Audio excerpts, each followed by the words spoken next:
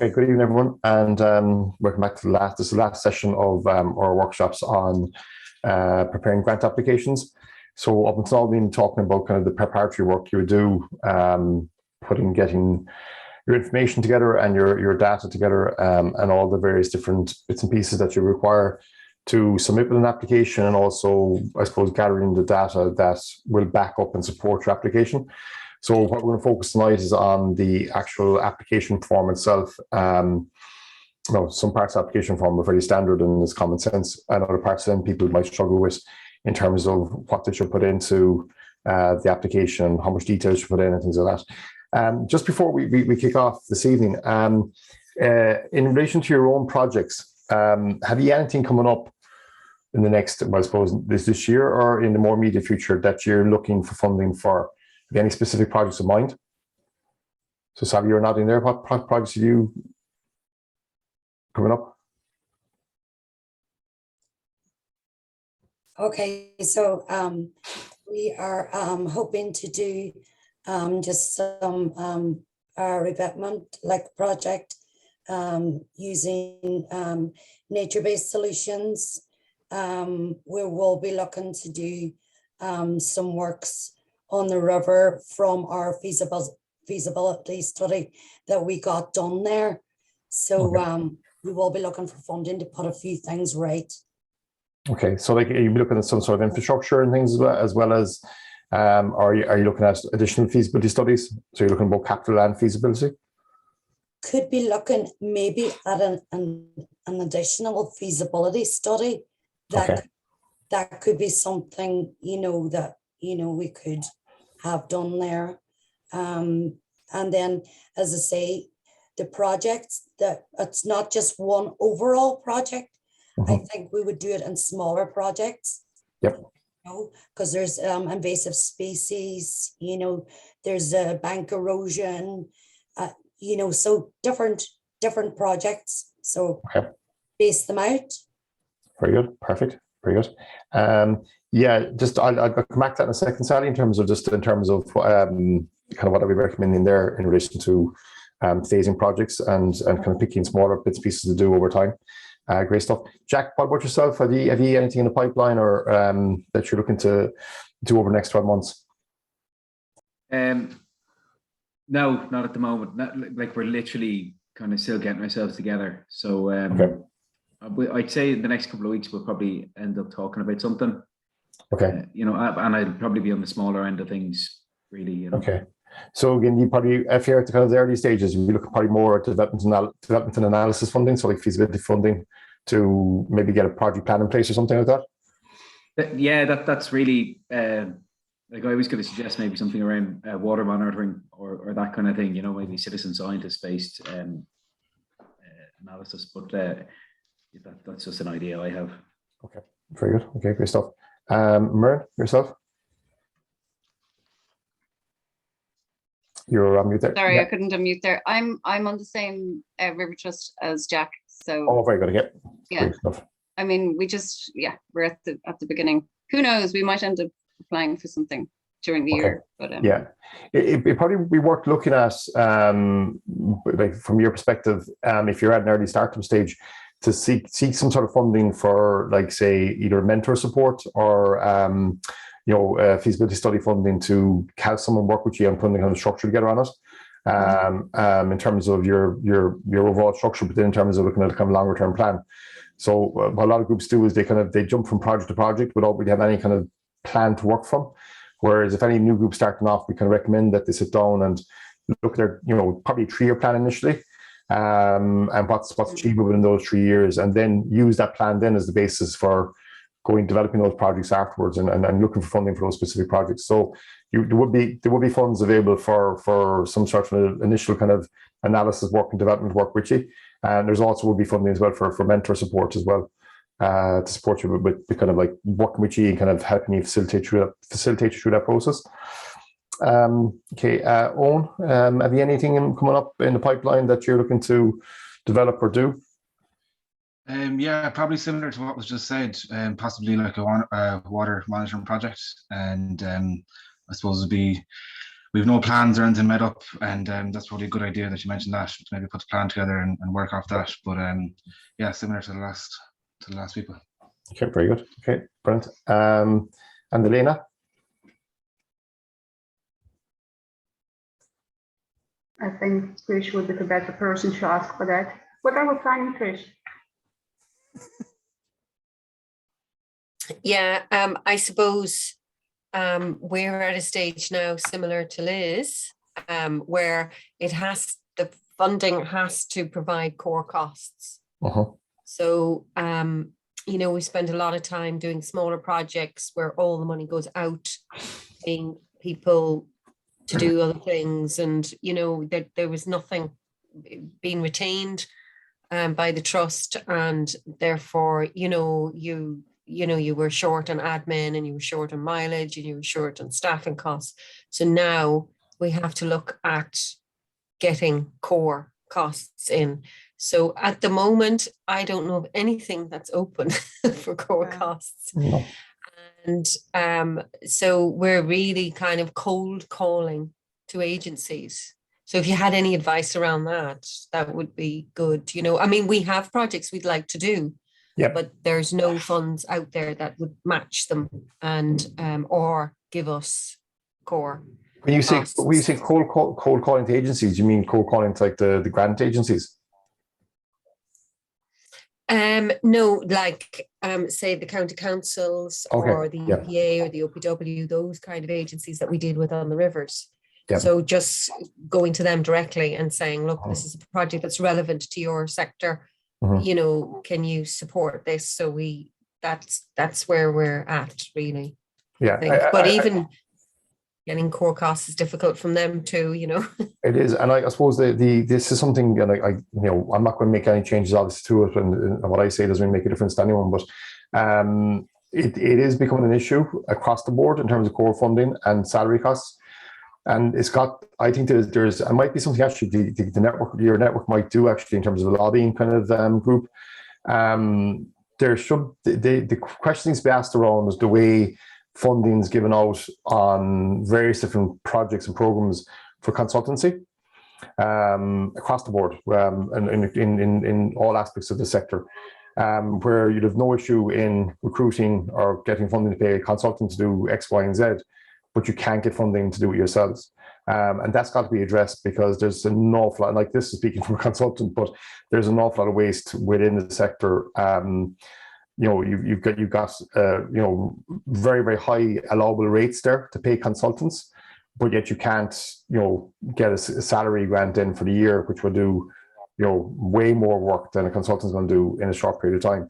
So that needs to be addressed. I don't know how it should be addressed, but I think it's a case of going out to politicians and getting this put on the agenda, because it's getting actually very frustrating for groups.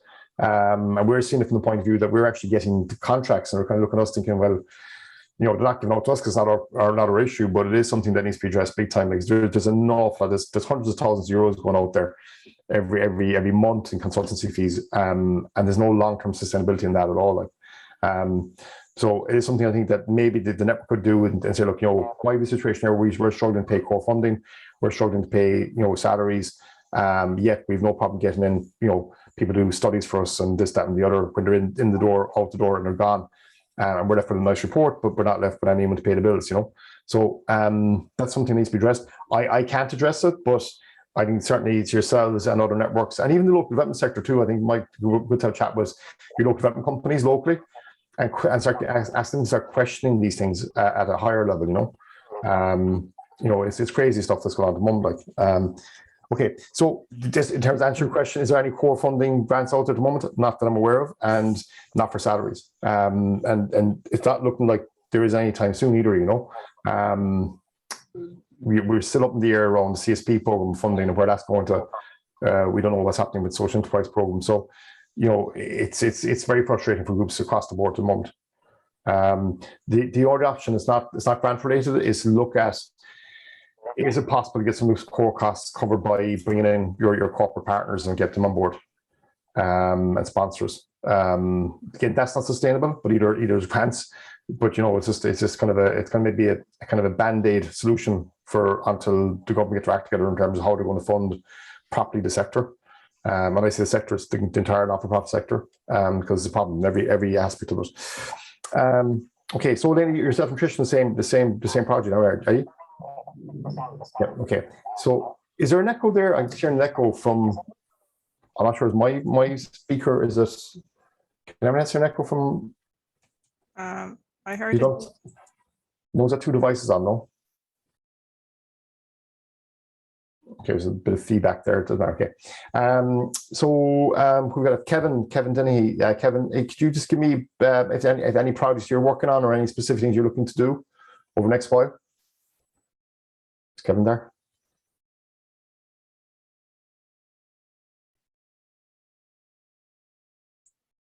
Calling Okay. Kevin from the Liffey. Nope. Kevin, you're on mute or you're not there. We're hoping just on mute. Okay, he's not fine. There's a match there to that. Okay, so look, we'll get cracking on this. So just, I suppose the key thing, what I'm going to just cover tonight is there's three application forms I'm looking at. One is very, very simple expression of interest form that you have to use if you're applying for leader funding, which is very, very straightforward. We're also going to look at a leader application, which is a bit more detailed. And we're also going to look at the Community Activities Fund application as well, which is kind of in between in terms of it's not that difficult to fill in, but there's some questions in there that are relevant because they come up in a lot of applications, and sometimes it can kind of catch people out. So did you get the email I sent you in relation to the documentation you require to be submitted with an application for leader, and also documentation you require when you're drawing down the grants from leader? You got those, yeah? Okay, they're a good thing to print off and have kind of handy somewhere or have on your desktop, because it's a very detailed checklist, because probably you won't be asked to get, that sort of information documentation won't be sought pretty much from any other organizations besides leader. But once you know and you have all those in place, you'd have them then for every other one. So it's a good checklist to work from. It's checklists we use a lot with our groups, because they don't need all the documentation, but at least they know that if they have all those things, they're covered for everything. So you're okay with those? Is there any documents that are being that you saw those that you're not too sure what they're looking for? I can bring them up here anyway and just go through it. Can you all see that on the screen? Yeah. Yeah.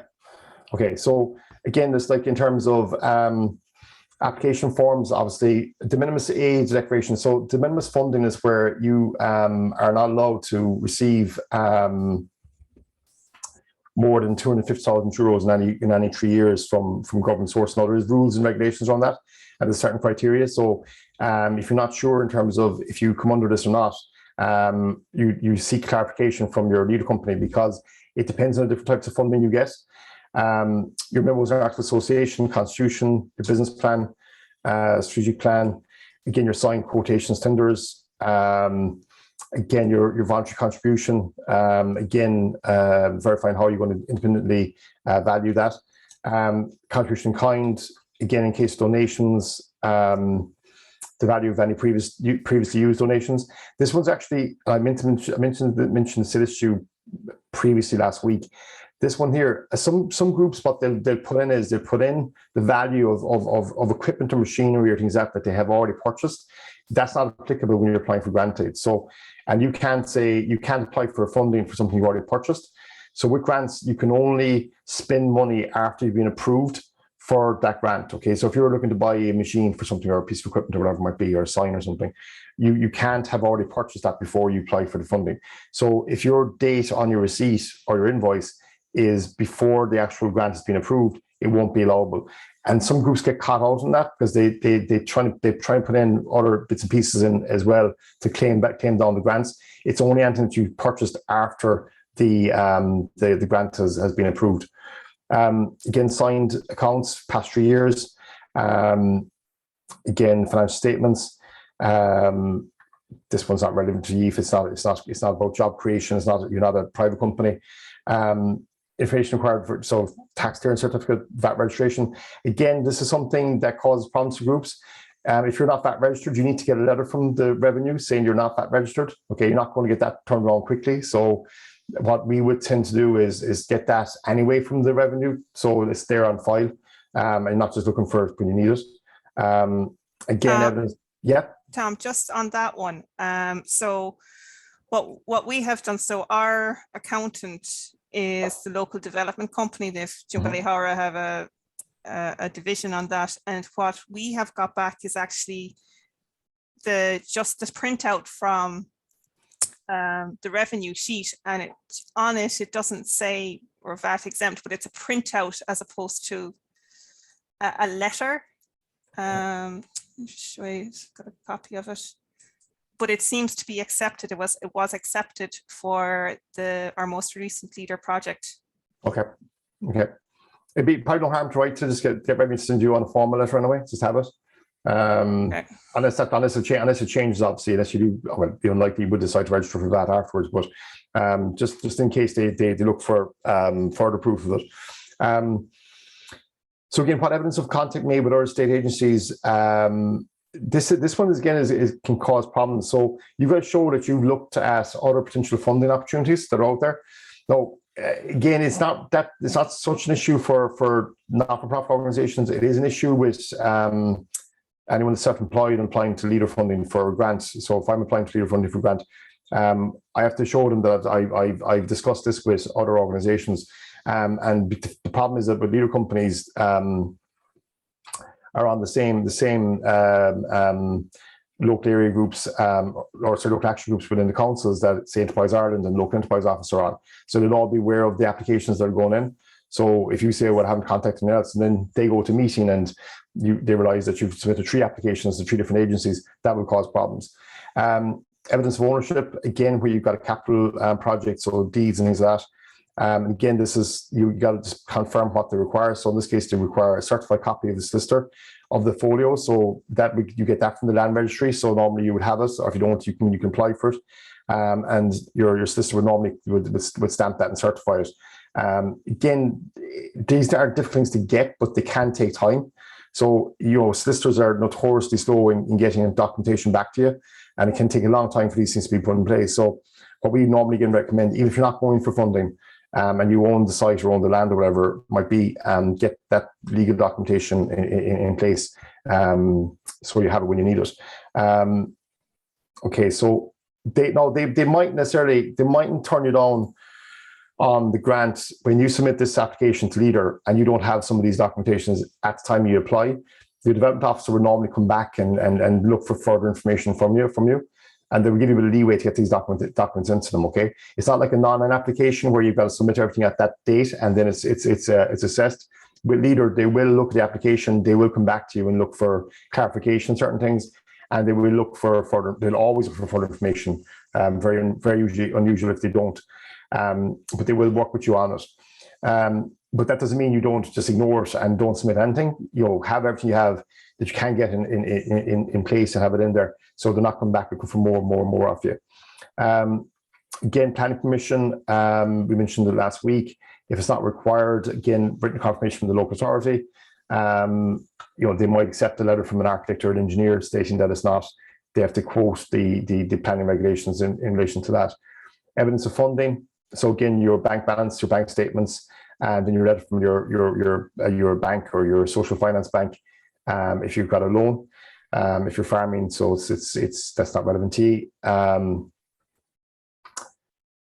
So the performance completed performance indicators application stage, that I don't know what it is. Then evidence of compliance with standards of hazard, fault, Ireland standards. Again, if it's not really that, it's not part of that relevant to yourselves.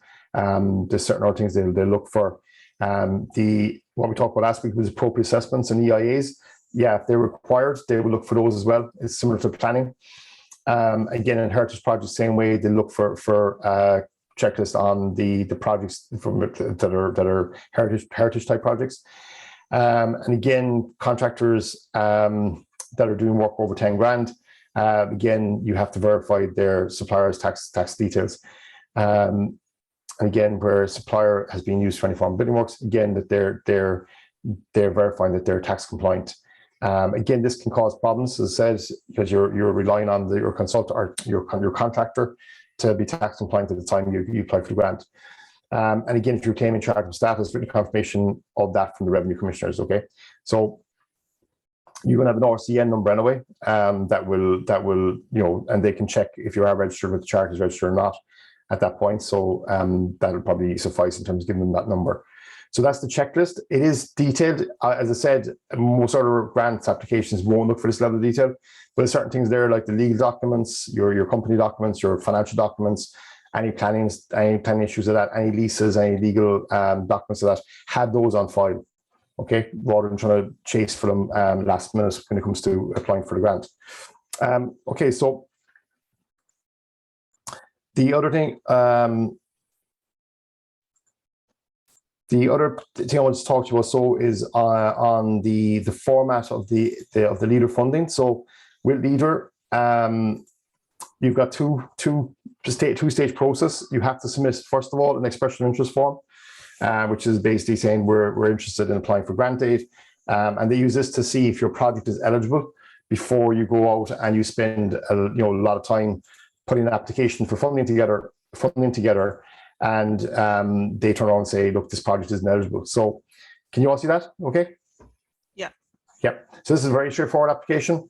But it's something you have to do. Some people submit this at the same time with the full application if they're under pressure to get something in. So obviously the date, the funding call that you're making an application under. So if it's a feasibility grant or if it's capital or if it's training grant or marketing development grant. So contact person, correspondence address, telephone, all relatively straightforward, email address. Okay, so the email address, I think was finished last week, the first week. Make sure that you're using email address that you're checking regularly, okay? A lot of groups don't, for some reason, they put on their own personal email and they're not checking it, or they put on a no one, or they spell it incorrectly. Most correspondence would be by email. And if they correspond with you through email and you don't get the emails, then there's a problem. The applicant group, again, be careful with this, that if you've got different company names or trading names or project names, okay? Some groups do, others don't. But just make sure it's the correct name on the application. This came up with a project with us. It was actually a private company. They got two companies, and he put in the EOI under one company, and he put in the full application later under another company, his other company name, and it obviously caused problems because you have to go back to the start again and reapply. The project address, again. That's if the project is that you might have a like an office in a community center or in an enterprise center, but the project that you're actually developing might be obviously on the river in your case. So it's from different address. So you got to put in where the project is going to be operating from, if it's different from the location you're in. The applicant type. Okay, so the type of group that you are. So are you a community group? Are you company limited by guarantee? I presume most of your companies limited by guarantee, CLGs, or just a community group. So again, tick the box, whichever is relevant to you. You put in the CRA number. Okay, so that's your charity's registration number. Your CHY number is your charity registration number with revenue. So they're separate numbers. This one is the CRA's one you have. Or you can call it the RCN number. It's the number you get when you register with the charities regulator. The CHY number is the one you get when you register your charity with revenue. And then your CRO number is your company number. Okay. These numbers are, if you don't have them on hand, you can go on to cro.ie and look, just type in your company name and you'll find a company number. If you're registered with the charities regulator, you go into the regulator's website, charitiesregulator.ie. And you can type in your company name and your charity number, with your charity come up and a charity number. But again, you should have these numbers on file. Again, so most you're going to be either the first two there. You're not sole trading, you're not farmer, you're not private individual. You're applying as a group. Sorry. Okay. Yep. You see, trust is written there. Yep. Is there ever confusion with people, filling out as trust? Now, when I filled it out, I've always gone for what's our legal definition. So that's a CLG. Mm-hmm. But just to point it out, if someone hasn't already done that, that's one thing that they might get caught on. Okay, so yeah, so some people, so you might have, like say, trustees or members of the company day one, but it's this the legal status of the group. So if it's CLG, that's what you put under there. Some groups are just they operate as a trust. Some groups operate as say cooperative societies, so co-ops. Because again, this one can cause problems too, because people think if they're cooperatives, they see the word cooperative and they tick this box, but they might be cooperative, but they're actually formed as a CLG, as a company limited by guarantee. Okay, so yeah, that's yeah. So is everyone clear on the differences between these legal structures? Okay, so it's really quick, I suppose. Like community group is just literally a group that's operating under a constitution. It doesn't have any legal status. A company limited by guarantee is the most common. It's a limited company, the same as any other limited company. It just doesn't have any share capital, so there's no shareholders within the company.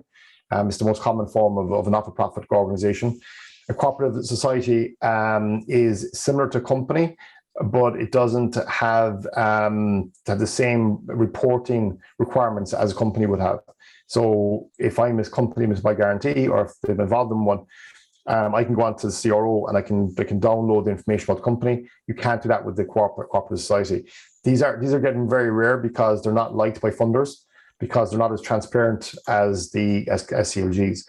Designated activity company limited by shares is basically similar to company limited by guarantee, but has shareholding. So the types of not-for-profit organizations that do this would be organizations that are looking at getting an investment in as part of their funding.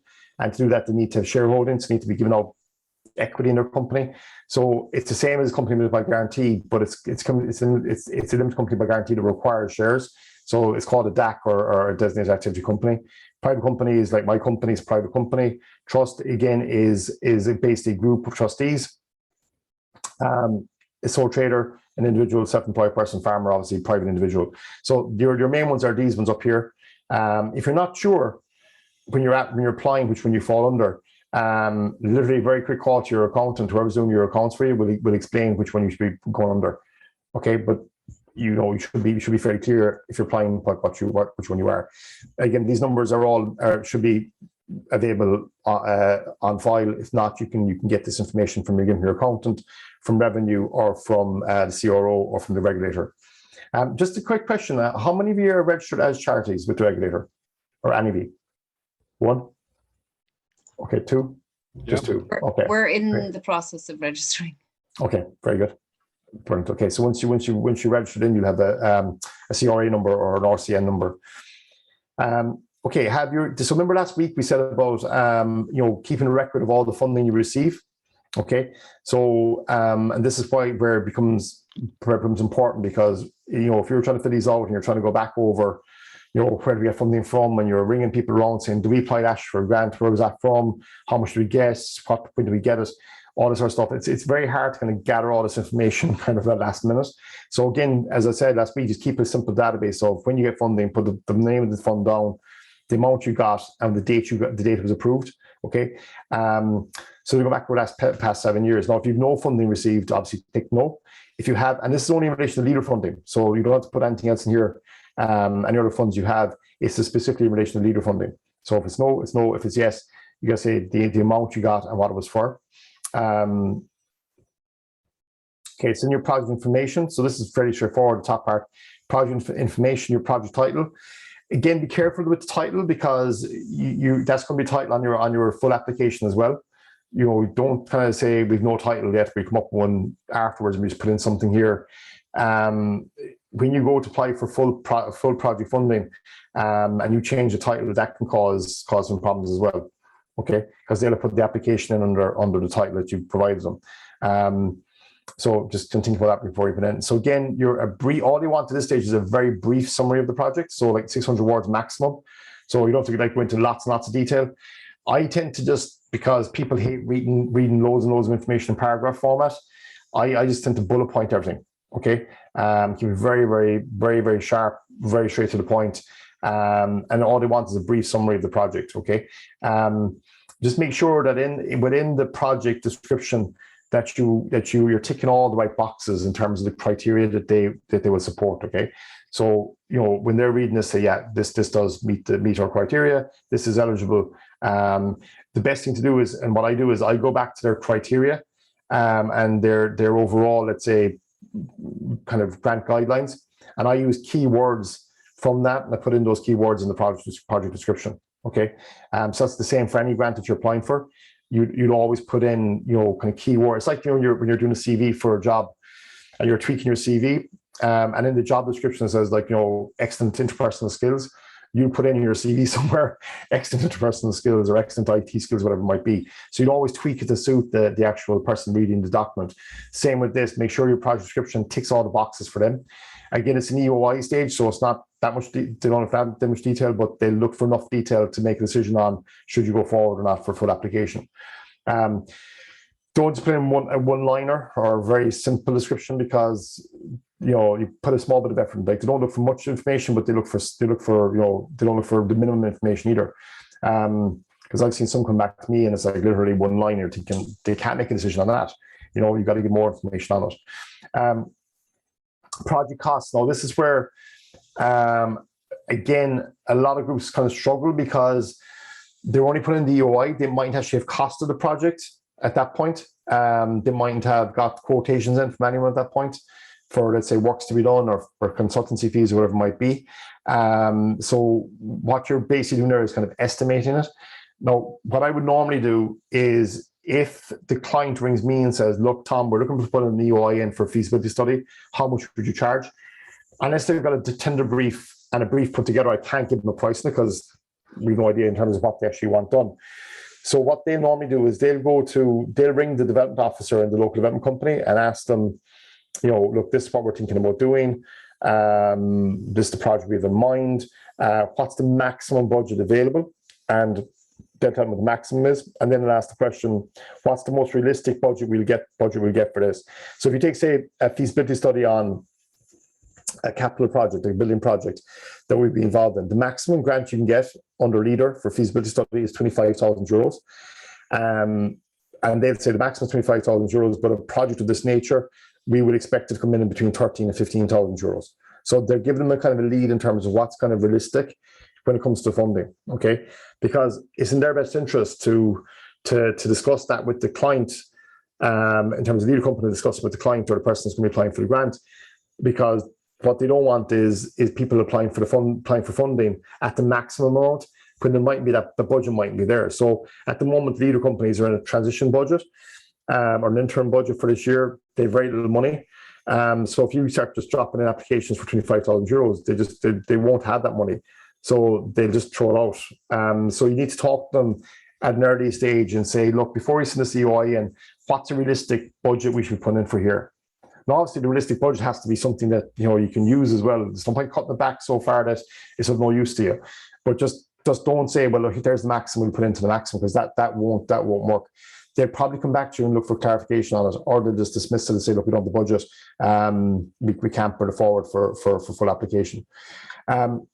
So again, they look for, is the site or building required? Yes or no. Is it in your ownership? Yes or no. So again, the reason why I'm asking this question at the EOI stage is that if it's not in your ownership, or you don't have a lease on it, you can't apply for funding for it. You can't apply for funding for something you don't own or have access to or have permission to use. Again, is planning permission required? So if you're applying for capital funding for a project and is planning permission required, that's got to be in place when you're applying for the funding. Okay, if it's a feasibility study analysis, that's not relevant. But if you're actually looking for full funding for a project that requires planning, you have to have it in place. If you say no, if you say yes, it's required, and you don't have the planning permission in place, then they might say, well, there's no point applying for the funding. Okay, they're using this process to eliminate projects at an early stage. Your project timeframe. So this, again, people question this. So they ask me, what should be done as project timeframe? It depends on the project. If it's a feasibility study, for example, or you're doing a development work for your group with a consultant, that normally what will happen there is you get approval for the grant. You would have already got quotations from the consultant, and you would have already picked the consultant you want to go with. So let's say you get approval for a grant in February, for example, right? And you go to your consultant and say, okay, we've got approval for the funding. You're now ready to start. it's unlikely that consultants going to be like waiting at the door, waiting for you to start. They might have other projects on. So they might say, look, we can't really get to this for maybe 3 to 4 weeks. So we would normally put down, if it's a feasibility study grant application, we would get the groups put down on a time frame. The proposed start date would be 1 month from, roughly on average, 1 month from the date of award of grant. Okay, that's really important because you can't go and do the works until the grant's been approved. No, it's on the verbal approval of the grant, because you could be waiting for ages for contracts and stuff. So once you get approval, you'd ask them, can we get this in writing? So we need to, because we need to engage consultants to go to do the work. Let's say, for example, if the work would involve capital works where you're building something, that's going to be a longer time frame, because once you get approved for the grant, you now have to go probably out to tender again, or at least get revised quotations back in, because prices will have fluctuated, right? So most builders, contractors will give you maybe 30 days, maybe 90 days, well, not 90 anymore, but probably 30 days on the actual quotation that's valid for 30 days. The grant won't be approved within 30 days, could be 2 months down the line, 3 months down the line before the grant's actually, or 2 months before the grant's approved. You would have to go back and get reprice the project again, right? That takes time. And with capital works, building work specifically, they're not going to be able to start pretty much straight away. There's going to be a delay there, okay? So if it's a capital project, we would say the proposed start date will be maybe, let's say, 2 months from the award of grant, okay? And then the completion date, again, if it's a capital project, a building project, we would always put in maybe 12 to 18 months. If it's feasibility study, you probably would look at doing it within 3 months, okay? They won't stick you to these. Like, people get worried that if I put on the wrong date here, will I get caught out? They only want to know how quickly you can start spending the money and how quickly you have the money spent so they can draw it down. Okay, what they don't like is projects going into starting in 1 year and going into the following year. Okay, when people are looking for extensions the whole time on those grants, that's the reason they're looking to see, when can you start it, when will you finish it? Okay, does that make sense? So 1 month after grant approved, 2 months after project's approved, or grants approved if it's capital project. Again, you put in the leader funding amount required. So let's say you're looking at a project, a feasibility study, and you're looking at a study that's costing 10,000 euros. Okay, you can apply for as a community organisation up to 90% of the funding for feasibility study or analysis and development grant. Okay, so you'll be putting in there. Let's say the overall budget up here is 10,000 euros. You'll be putting in there, amount applied to leader is 9,000 euros. Okay, if it's a capital project where you're buying equipment or doing some infrastructure works, is 75%. So you'd be applying for 7,500 euros if it's 10,000 euro project.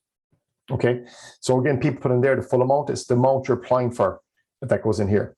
Okay, then you put in other funding sources available towards a project. You might have some savings in the bank, some reserves. You might have some local authority funding, local enterprise office funding, bank loans, lottery funding, whatever funding it might be. So you might have, sponsors, you might have raised other money fundraised.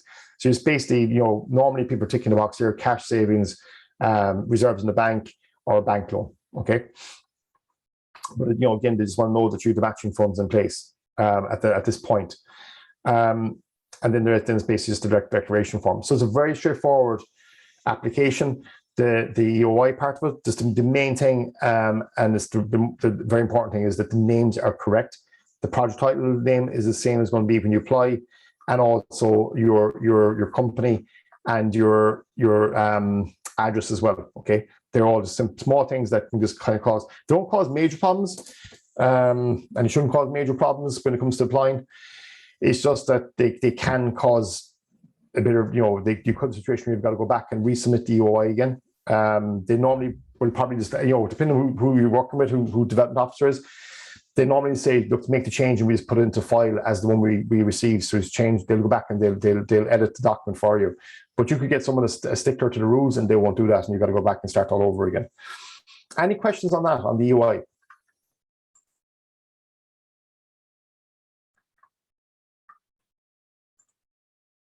No? You all okay on that? Okay, brilliant.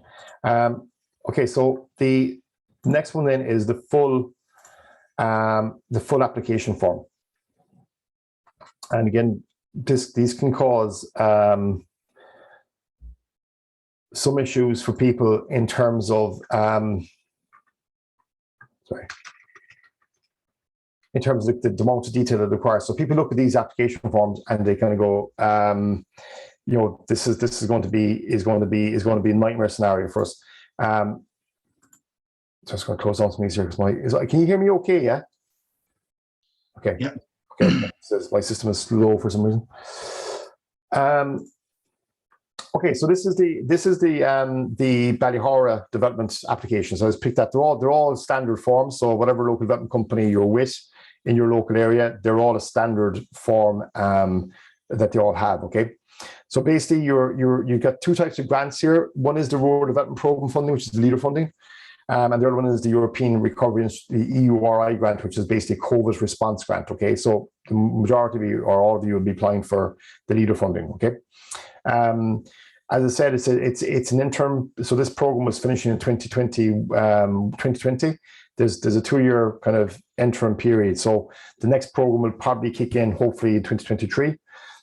So again, before you apply for any funds, make sure that your local development company has funding and they have a budget for grants. A lot of them don't. The money's gone. They only got like operational funding left to keep the show on the road. So again, your project name, project address, promoter's email, your air code. This is one that came up. This came up yesterday actually, but for a group I was dealing with. The air code. Some people's air codes are wrong, right? Their air codes don't match their address at all. And it was a group that we're dealing with. I'm trying to think what they weren't sure it was actually an application form they're putting in or was it charitable status they were looking for. But anyway, their air code was incorrect and was causing problems with their application. So just check to make sure your air code is correct for your organization. Website, if you have one. If you don't have a website, I would put in there any social media platform you're on, put that address in there rather than just leave it blank. Okay, but if you have a website, obviously put it in. Your tax registration number, again, you should have that on file. Your CRA number, you should have on file. Your CRO number, you should have on file, and your tax access number, so your TCAN number, again, you should have on file. If you don't have those, just start gathering those now. So you have them ready. Again, similar to the EOI, you'll be clicking on which kind of structure you are. So let's say you're CLG. You click on that. Okay, that registration one again has come up. So if you're not registered for VAT, click the no. And again, you got to provide them with the letter from revenue or the screenshot that Liz was talking about there to say that you're not registered for VAT. If you are registered for VAT, some groups are putting your VAT registration number in this section here. So Section 4A then is the promoter's qualifications, skills, training to deliver projects. So do you remember last week or the first week I was saying about the structure and identifying key people that what kind of skills that the organization has to deliver the project. So when you're putting together your profile, it's important that you've got people around you on the board or management committees that have specific skills that are relevant. And what I would always put in here is that if you're, say, putting in, here's our structure. So we've got our board of directors, we've got our manager or our coordinator, and we've all these committees and different, whatever structure you have, whatever organization structure you have. If you're looking for funding for a specific type of project, what I would look to do is on paper, now if you're doing this in reality as well, is showing that you're putting in place a project team that have specific skills, okay? Where again this would be relevant would be, say, if a group are looking for large scale funding for, again, a capital project where there's building involved, they normally would say we've created a project team, and on that project team is a retired architect or quantity surveyor or something. Okay, all you're kind of showing them is that, look, you've got the skills to deliver on this project. If you haven't around the table, then you gotta start looking at how do we expand this committee out, get new people on board that we can say have these skills.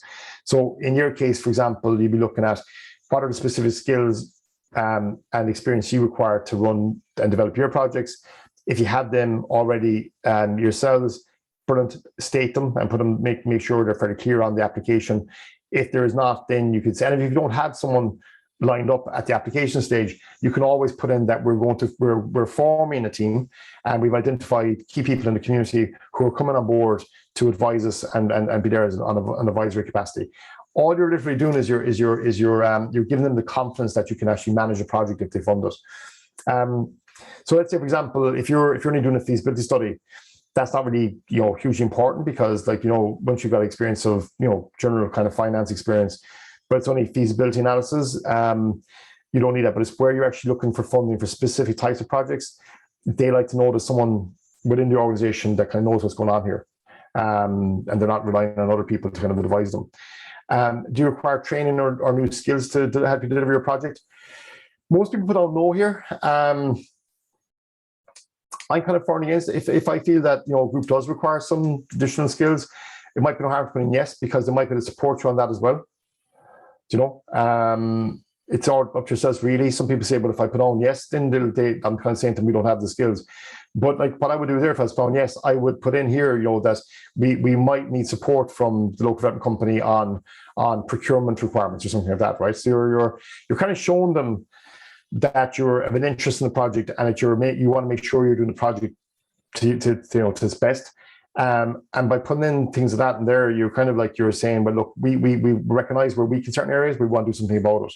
Okay, so it's up to yourselves, though. You don't have to put in yes. You can just put in no. But if you are putting yes, typically what we would put in would be things like, again, support around procurement, support around maybe planning regulations, whatever the project might be. We put in those things in there. The type of assistance you need. Okay, so this is where you're basically outlining what you're applying for funding for. So it's capital expenditure that covers buildings, equipment, machinery, any infrastructure work you're doing. So if you're doing works to the river, if you're looking at monitoring equipment, if you're looking at any infrastructure like signage or anything like that, that all comes under capital infrastructure or capital expenditure. Training, you can apply for a training grant. So, for example, this is where an organization or an individual needs specific training that's not being provided by any other organization. So it's not being provided by FOSS or by the Institute of Technology or any university or any education training board.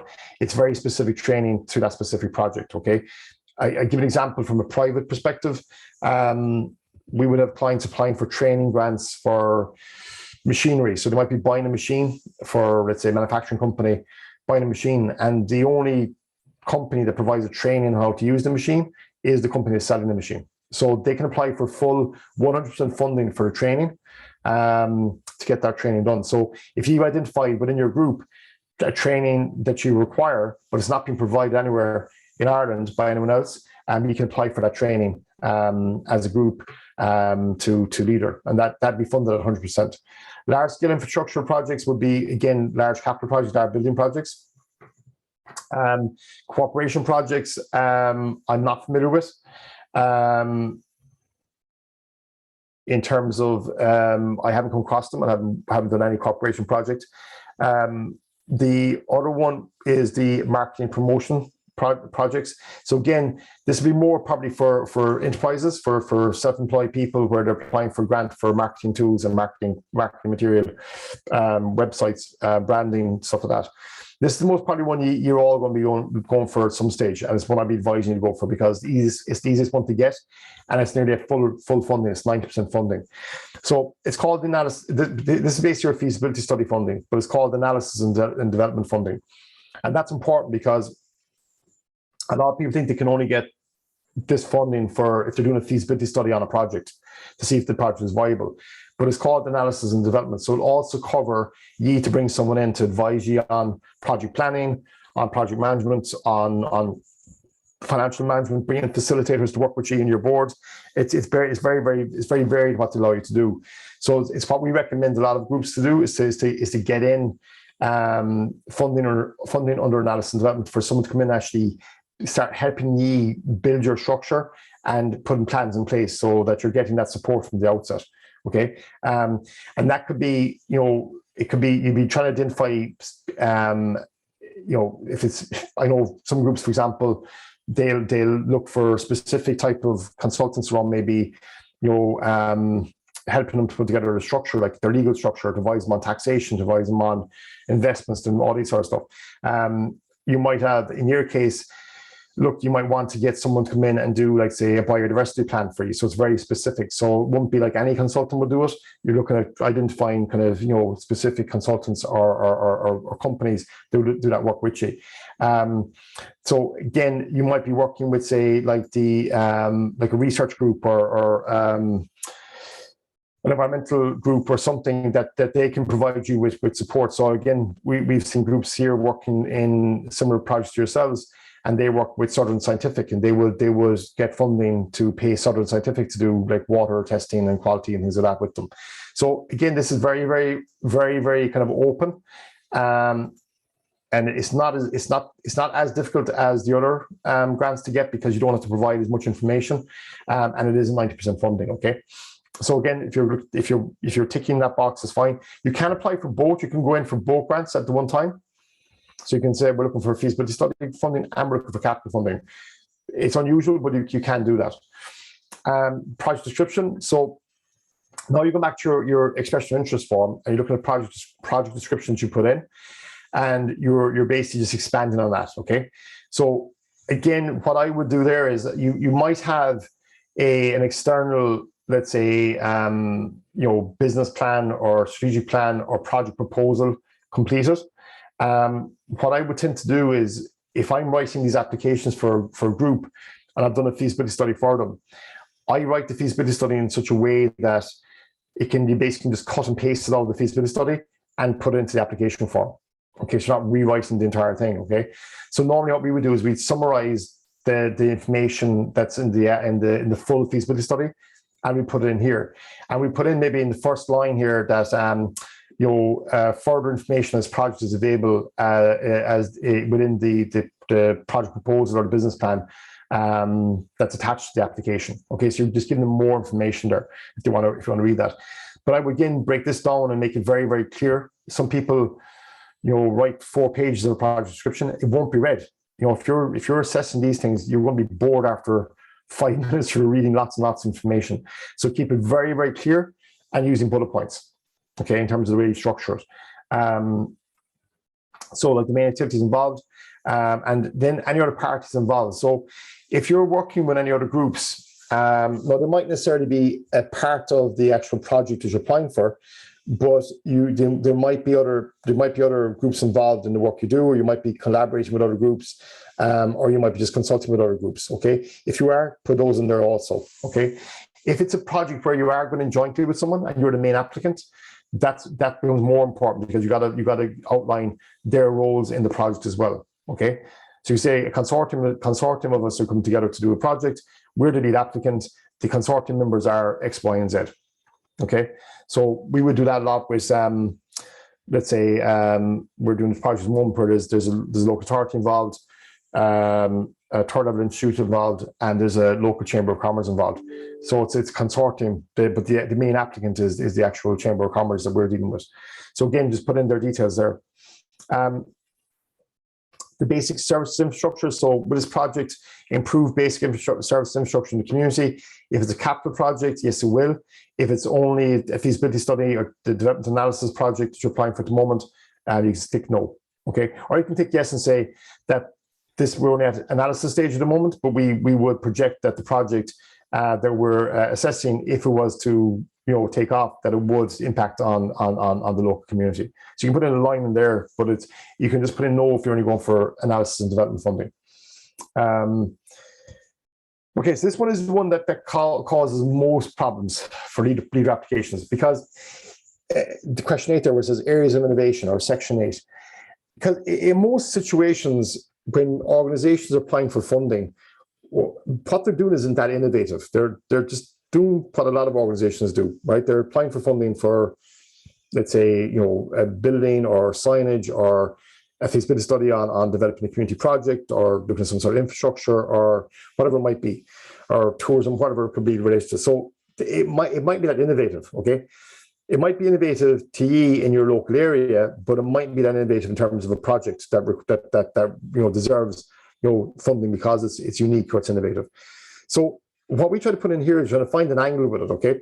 we're trying to see how this is going to be some way innovative in terms of the local area that you're working within, or there might be aspects of the projects that you're doing that are either innovative or they're some way unique. Okay, and that could be like the approach you use, right, or it could be the methodology you use in terms of say if it's a feasibility study. So the key things there is like, what's different about this compared to any other project that could be done anywhere else in the country.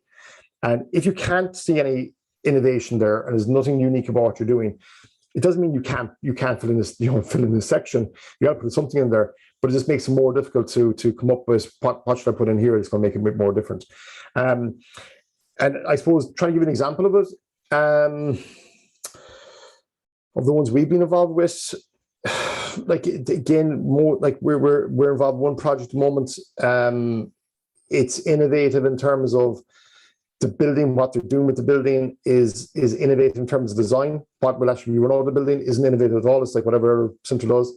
And what we're looking at is based in terms of how we're working with the local community in terms of having their input into it is a different approach to it. So we're getting the community to actually design the building. All right. We've got the school kids to design the playground. No, it won't look like what the school kids come back with, but we've got them involved in the consultation phase that they're actually involved in the design of it. Is that unique and different? No, it's not that much, but we're trying to come up with something that is slightly different. How would it stimulate the local area? Again, a lot of your projects that you're working on won't, at all. And if it doesn't stimulate the local area in terms of create jobs or create new services or facilities or have a social impact or economic impact, you'll focus specifically then in your project in terms of the environmental impact. How is your project going to impact on the environment? Yep. Is your ask question there? You're on mute there, sorry. No, while you were doing that, I just looked up one of our leader applications. So we've just completed a leader project on recreation and amenity in the areas, and just in the area of what was unique about it, it was short enough. And so I don't know, it just might be of interest to some of the other groups. So most amenity, this is just the last line on it, and we were sort of saying, focusing why we should get this. Most amenity and recreation activities are soft outdoor activities and include walking, cycling, fishing, bird watching, archaeology, and meeting locals. These activities of getting away or escaping from stressful work environments into nature provides restorative experiences and produce multiple health benefits. So that was one of the things we focused on. And then we also focused on the river catchment, because river catchment is, that's unique to Rivers Trust. And we just said, we positioned at an important pivot between the Wild Atlantic Way and Ireland's hidden heartlands. It's just ways to think about for Rivers Trust. Mightn't be a bad idea if we shared this with some of the newer trusts for them to see what we've done. You don't have to copy it, but it just gives you ideas what to focus on. Okay, yeah. Like it's something you mentioned there, I think, earlier on in terms of the projects you're working on in relation to water monitoring. Have you looked at, let's say, have you looked at kind of things like, say, I know there was a group back in Dingle here in West Kerry where they were they were working with a technology company around working with farmers on using sensors. I think it was like I've no clue what technology, but it was using not Bluetooth but beacons or something like that, and they were monitoring. They were basically working alongside an IoT, an Internet of Things company, on developing water monitoring. It was a case study they got funding for back in West Kerry. I don't know enough about it to explain it properly. I'm probably not explaining it properly at all. But where there was innovation was they were looking at something that was needed in the area, but they were taking a technological solution to it. So again, if you're looking at, say, like a water monitoring type project, is there anything within that you can do that would be innovative in terms of the way you're doing that or going about it?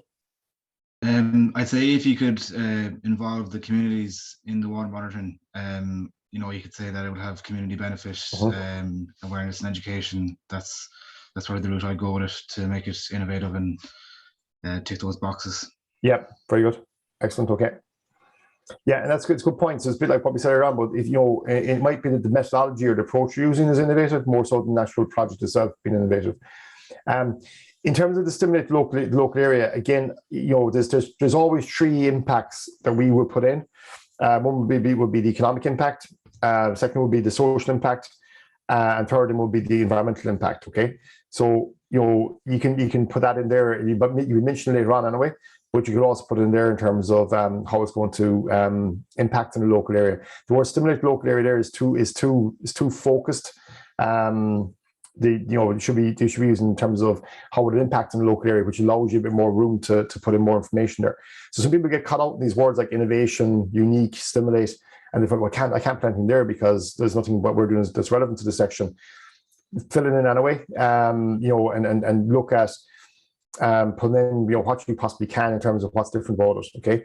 But it is an area that some people just put in. There's nothing innovative about our project. Literally type that in, and you're thinking, Jesus, okay, there's got to be a small bit of room for BS in this, within these applications, and some of them they ask the same question twice, which is really annoying, just different ways.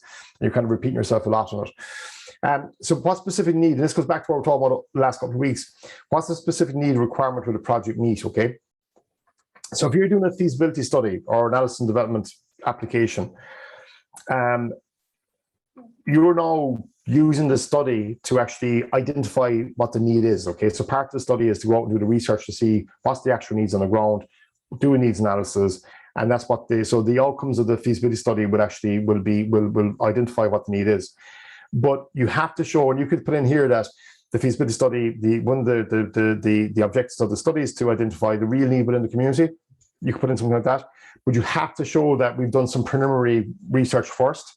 That's led to the point where we've identified we need to do more research. We need to do further studies. Okay, so what we normally put in here is that if we're doing a feasibility study application for a client, which we do, we would normally put in that the initial research has been carried out and completed, initial consultation has been carried out and completed, and the outcome of that process what led us to the following recommendations: to do A, do nothing; 2, to carry out a further analysis; and 3, to put it on hold. Okay, and you say, okay, we've decided to go option 2, which is do further analysis, which we're applying for funding for. So you might have, if it's a feasibility stage, you might have a lot of this done, but you need to show something because it has to come from somewhere. The idea to do it in the first place. If you're going for capital funding, so you're actually going for full funding for a project, okay, you have to show how that need was met, and you have to start outlining what the impacts would be and how the project will contribute to improvement to local environment, culture, heritage, economy, or community. So what they put in here is these words like local environment, culture, heritage, the economy, or community. It doesn't mean that you have to tick all these boxes. These are kind of like examples. So what they should put in here is outline the local impacts of the project. For example, how it will improve the local environment, culture, heritage, or economy. So some people try to fill in how's our project going to, it's not include culture, it's not include heritage, it's not going to have an economic benefit. And they struggle in this because they're trying to fill it in such a way. It's only what your project will have impact, where your project will actually have impact is what you put into the application form. But it's really important, if it's a full application for funding, that you have to spend time on this, because this is where you're justifying the need for the money in the first place. Okay, so if you can't justify that within this section, they're going to struggle to get your project over the line. Okay, so that's the important one. And as I said, if it's analysis and development, you've done some preliminary research first of all. Okay, don't just put in, because some people put in here literally, this is what we will identify in our study. That's like basically saying to them, like, we couldn't be bothered or asked basically in a section, just give us the money to do it. The fact you're looking for maybe 10, 15 grand or whatever, you got to show that it's come from some sort of analysis and preliminary analysis. Does that make sense with that one? Okay. This one is the other one that people kind of struggle on. If your project does not get granted, will the project, 1, go ahead unchanged, okay, not go ahead, or proceed on a reduced basis? Now, we always get asked this question, what one should you put down, okay? If it's me, I normally would put down the last one. So proceed on a reduced basis, okay? And the reason I put that in there is because if you say it's going to go ahead unchanged, they're thinking, well, if they can do this without the grant date, why are they applying for grant date? They're going to do it anyway, so we just give it to another group who, you know, need it because they can't do it without the grant. If it's not going to go ahead, that's kind of, if you say that the project is not going to go ahead, you've got to put in a reason down here for it, right? So, for example, if you're looking for large funding, and this grant is the only kind of show in town, and you don't have any other options, yes, you could say the project is going to go ahead because there's no way we can fund this project without grant date. So what I would put in that situation is that without substantial grant date, this project is not sustainable. It's not sustainable. Without sufficient grant date, we are going to be forced to borrow money to get this project off the ground, and that's not sustainable long term for the group. It doesn't mean that we're not going to do anything. We need to go back and look at and review and see what we can do within the resources we have. Okay, so you're not saying to them, because some people use this kind of a gun to the head type thing, where if you don't give us the money, we're not going to do it, and they kind of use it kind of a threatening way, right? So they say, like, you know, if you don't give us grant, we can't do it, and you know that's not going to work. So what you're saying is, like, that realistically speaking, without grant aid, we can't do it. But doesn't mean that we're going to give up on it. We're going to, you know, try again, or we're going to look at other ways of doing it. But it's not sustainable if we go down the road of debt finance on this. So the one we normally put in here is it's going to be proceeded on a reduced basis. Yes, we can do some elements of the project. We're going to have to phase it. And then what we do is we'll say that the impact of the project won't be realized for a longer period. So let's say you're going to do a project and it's going to be done within 12 months of your grant date. And without grant date, it's going to take you 3 to 4 years. Okay, so you make that very clear that yes, we can do something, but without the grant, we're not going to see the impact anytime soon. Okay, and it's going to delay the project and push the project out. So we normally put in, without the grant, it's going to proceed on a reduced basis. We're going to scale the project back. Okay, so you're not saying to them that unless you give us money, we're not going to do anything, or you're not going to say to them, we don't need the money anyway, but you know, because we can do it without you. You're going to go somewhere in between, and somewhere in between is this one, proceed on a reduced basis. Okay, because let's say, for example, they decide that we want to give them something, but we can't give them the full amount they've applied for. Okay, if you say it's not going to go ahead without full funding, they won't give you anything. If you say, well, we can do it on a reduced basis, they might give you reduced funding. So, for example, if you're applying for sports capital funding, they'll ask you to, if you're applying for more than one thing, or if there's 3 elements to your project, they'll ask you to prioritize it. And the reason why they ask you to prioritize is because they're basically saying to you, if you look for €100,000, we don't have €100,000 to give you. We have maybe €60,000 to give you. What project do you want to prioritize if we give you less money?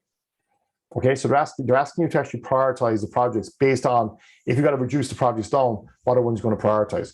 So what I would put in here is, if we're doing on a reduced basis, we're going to prioritize X, Y, and Z, and we're going to maybe look at maybe, you know, scaling back the other elements of the project. Now you're giving them the opportunity to give you less money if they want to give you something. But if you say, unless you give us the full amount, we're not going to do it, they won't give you anything. Does that make sense? Okay, so you're using this kind of a sales pitch to them. It's kind of like a negotiation section, I call it, you know. You're giving them kind of an option here, that they have an option to kind of to give you something if it gets to it. But if you just put on, no, we can't do it, then that's a wiped straight away from their agenda, you know. You have to haggle. What's that? I said you have to haggle. Oh, absolutely, and you can't. You're not there in front of them haggling, talking. So your application form's got to do all the haggling. You know? So you got to make sure it's worded in a way that's kind of, you know, gives them options and gives them choices. You know, this one is another bugbear of mine, and it's something that it's causing a lot of issues for, not so much for not-for-profit organizations, but it's causing major problems for for-profit clients that are applying for grant aid. So leader funding, one of the key rules in leader is that the project can't cause displacement. And what that basically means is that if there's another organization doing exactly what you're doing, they're not going to fund you, because you're going to basically create competition within the sector, right? Now again, it's not a big as issue for the not-for-profit sector than it would be for for-profit organizations, but it still comes up as an issue. So what a lot of groups do is they don't do the consultation process, they don't do the research and analysis before they apply. And they put in things like, there is no other organization in this area doing what we're doing. And that might be 100% correct, okay? But in a lot of cases, they're not aware of other organizations in the community doing something similar to what they're doing, or doing part of what they're doing, okay? And by the very fact that they put down there's no one else doing it, that's telling the assessor, because they'll know, they say, well, hang on a second, there is other organizations doing this. These guys haven't done the research. They haven't put the effort in. They haven't put the work in. They haven't done the analysis. They're basically just firing an application, because we know of 3 or 4 organizations. They're doing pretty much the same thing in different areas, or they're working within this area as well. So what we do is we put in here, we say we've identified a number of organizations who are in this area, but none of these organizations are doing exactly what we're doing. So for example, they're not providing X, Y, or Z. Okay. Yes, they do. They provide some of the services we provide. They do other things that we do also, but they're not doing the specific thing we're providing. Okay. And that's really important, because if they feel that there is other activities happening near you that are something similar to you, then there's going to be an issue with it. Again, the classic one is sports facilities. You know, someone applying for, you know, an all-weather pitch, and there's like an all-weather pitch literally in the village already that they funded. They're not going to give you funding for that, because, you know, they've already funded a project similar to it or the same as it down the road. Where you might have a situation where there's a number of organizations operating kind of within the same space.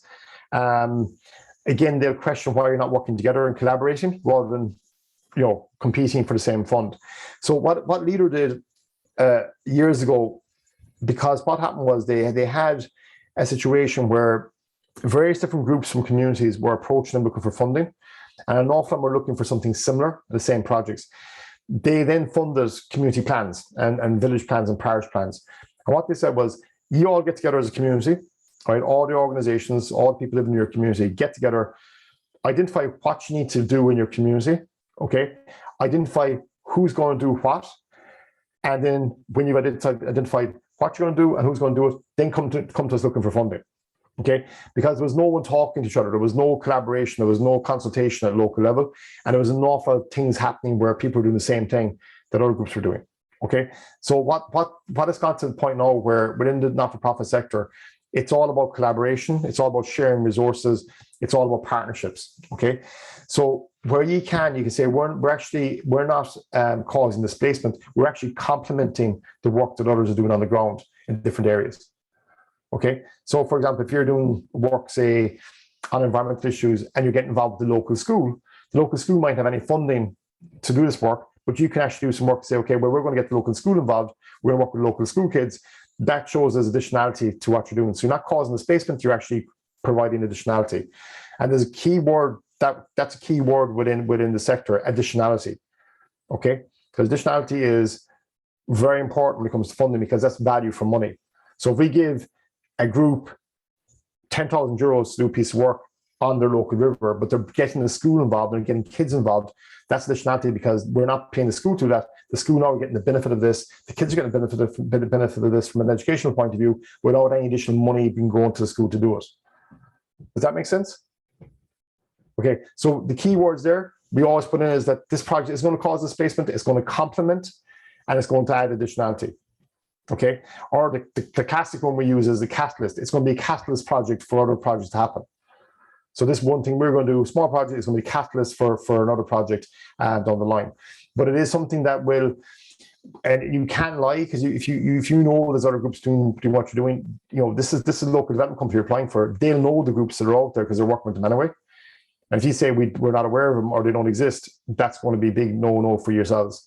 Because this will come when it comes to a lag meeting that's been assessed within the county council. You're going to have councillors all over this, and if they feel that your funds that you're applying for is going to somehow threaten a project that they're aware of in their own local community, their constituency or whatever, I won't say they can't to stop it and bar it from happening or cause problems, but they can certainly start raising a few questions, and that does happen. You know, people might deny that, but it does happen. This can get very political, where you got one, say, councillor in a particular area that got a group in their village that wants funding, and you have another group down the road that's looking for funding. They're going to try to make sure that funding goes to their village and their parish. So it's important that you don't leave any options here for opportunities here for them to say, look, this project could cause displacement, we're not too sure about. Okay, it's an area that could get a lot of projects get turned down because of it. Marketing promotional strategy, again, if you're only at feasibility phase here, you would put in that part of the feasibility study would look at how we communicate the findings of the project. If you're doing a feasibility study, you put in how we're going to communicate the findings of the study. So you're going to publish the study, you make it available on the website, you're going to present it to stakeholders. You'd have a consultation process throughout that as well, and you'd promote that. If the study leads to a project, so for example, if you're doing a feasibility study on an actual capital project, like building, you say part of the feasibility study will identify the marketing strategy to promote that project afterwards. Okay. So again, if you're at the analysis stage, you won't have a full marketing strategy because you're only at the analysis stage. But the study will actually outline how you promote and market that project afterwards. So if we're doing a feasibility study on a tourism project, the study will outline how that project is marketed afterwards. So in terms of if it's a analysis feasibility study or analysis project, again, how you're going to communicate the findings is what you put in here. Big one for yourselves, obviously, is the next one. And this section 13 is going to be crucial in the next leader program, because all funding going forward, I would think every project going forward, any capital project certainly, are going to have to be what's the word, environmentally proofed. So there's going to have to be an element of this within every project. So they have literally spelled out here in terms of, is there any environmental aspects of your project or any impacts which may affect climate change? If there's not, say, well, no, it won't. But if there, in your case, obviously it will. So you've got to look in terms of how you go back to the climate action plan, the national plan. Like we talked about last week, trying to identify key objectives within national policy and how this is going to impact on it. Again, you look at in terms of the objectives of the climate action plan. How is our project going to have an impact on that in a positive way? Okay. Sorry, Adam? Just one thing, Tom. Just knowing the IEC process and that question. I know a lot of the scoring sheets with the IECs, they don't actually score that, believe it or not. Okay. It's a question and you have to answer it, but a lot of IECs don't give any extra marks for that. Now, we recently changed it in Monaghan that there is a small extra score for it, but a lot of leader companies don't give you anything there. Now, definitely maybe in the next one that will change. Yep. The department isn't stipulating that so far. Okay. And on the current program, they're not stipulating that. So it's open to interpretation by each leader company. Okay, interesting. Very good. Yeah, okay.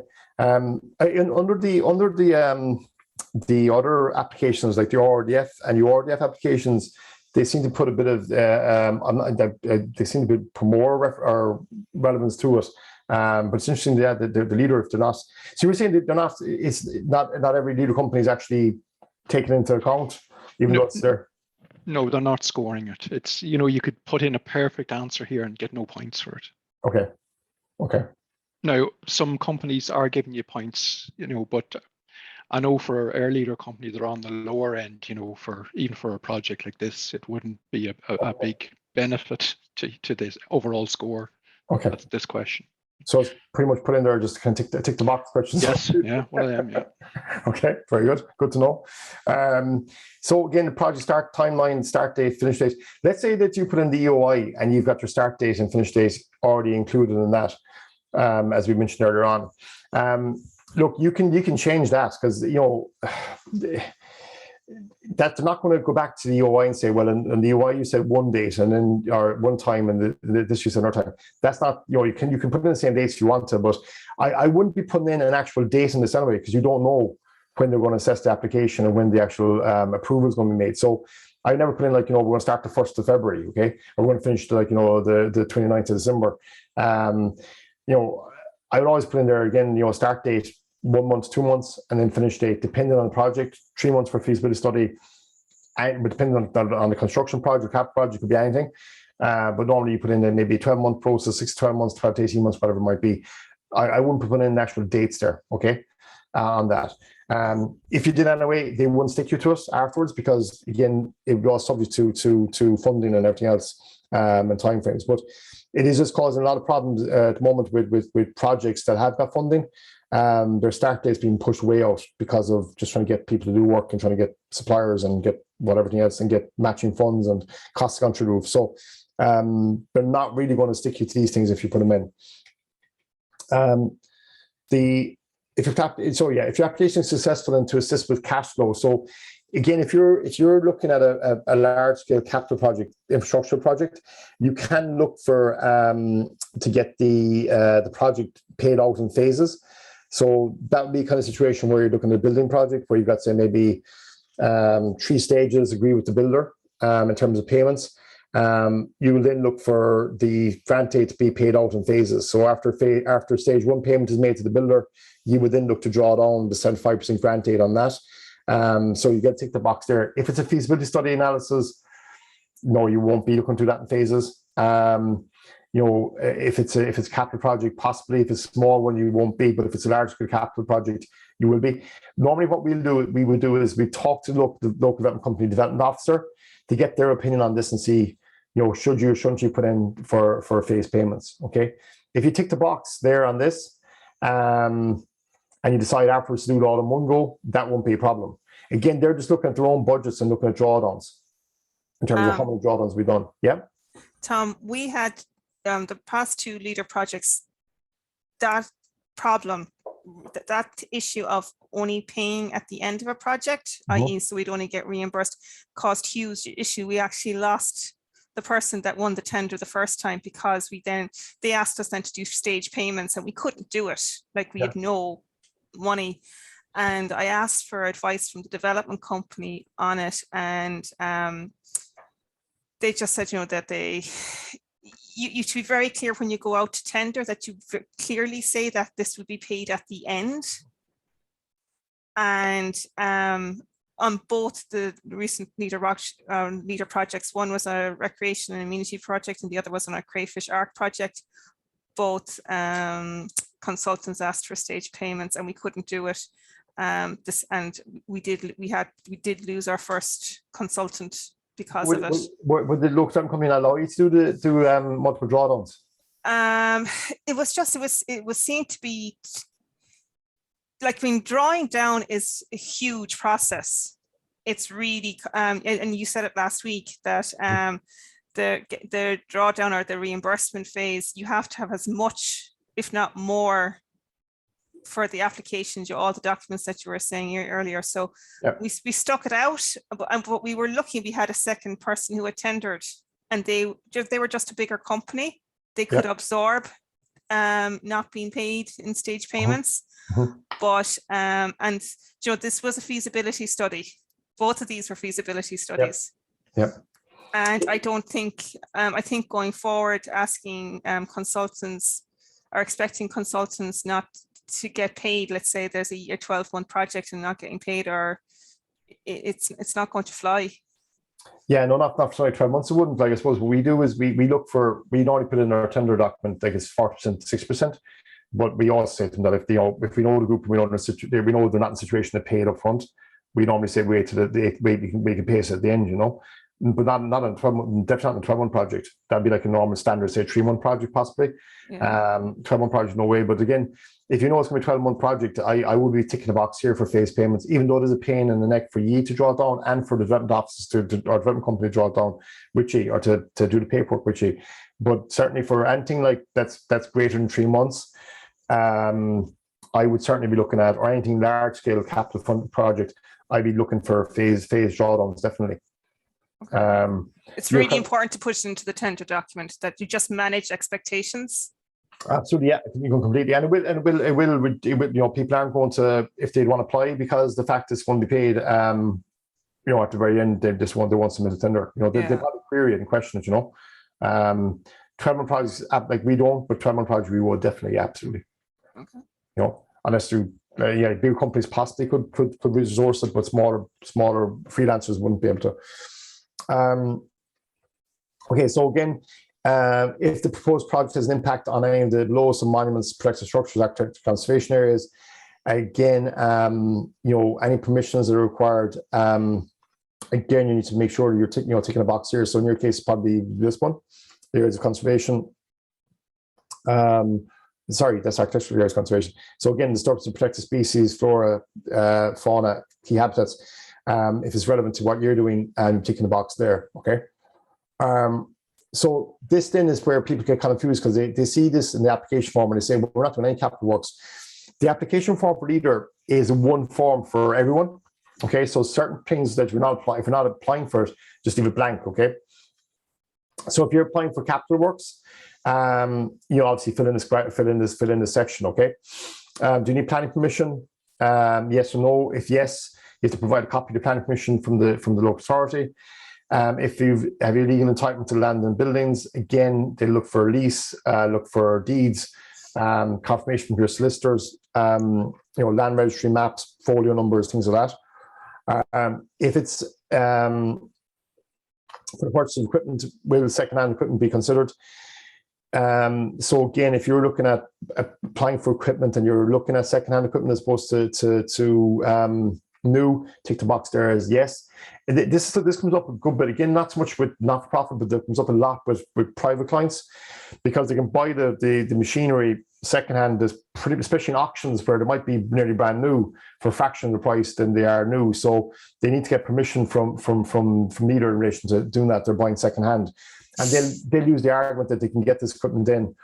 Like, there's no point to say if you're buying a piece of equipment for 20,000 euros and you're getting half as a private company, 10 grand, when you might be able to buy the piece of equipment for 12 anyway, So again, not that common in not-for-profit, but certainly if you are looking at second-hand, if you tick the box, you just got a confirmation from them. Job creation, again, if it's relevant to you, how many jobs will the project create? Again, some people put in here, like, they might put in the existing number of jobs they have within their organization, but the project actually might create any jobs at all, new jobs, right? So again, if it's not applicable, you just put in non-applicable. This is more again towards private companies that are looking for grant aid, and they're going to be really pushing at the job creation side of it, because that's why they'd be getting the funding in the first place. The enterprise projects, so enterprise projects are not relevant to ye. So this is only for, let's say, private companies they're applying for funding. So sole traders or your private companies. You can put in, if you're developing a social enterprise, this well, but it's only if you're looking at enterprise activities. So what you're doing isn't. It's where you're actually providing, like, say, a cafe or charity shop or some sort of a traded services that you're providing. So I won't go through that with you, because if you didn't like it, you're going to be filling that in. The training projects I mentioned earlier on, the course, if you're going to go on specific training courses, again, the details of the course, how is the need for training identified, location, course provider, the accredited body, the number of people who are going to be trained,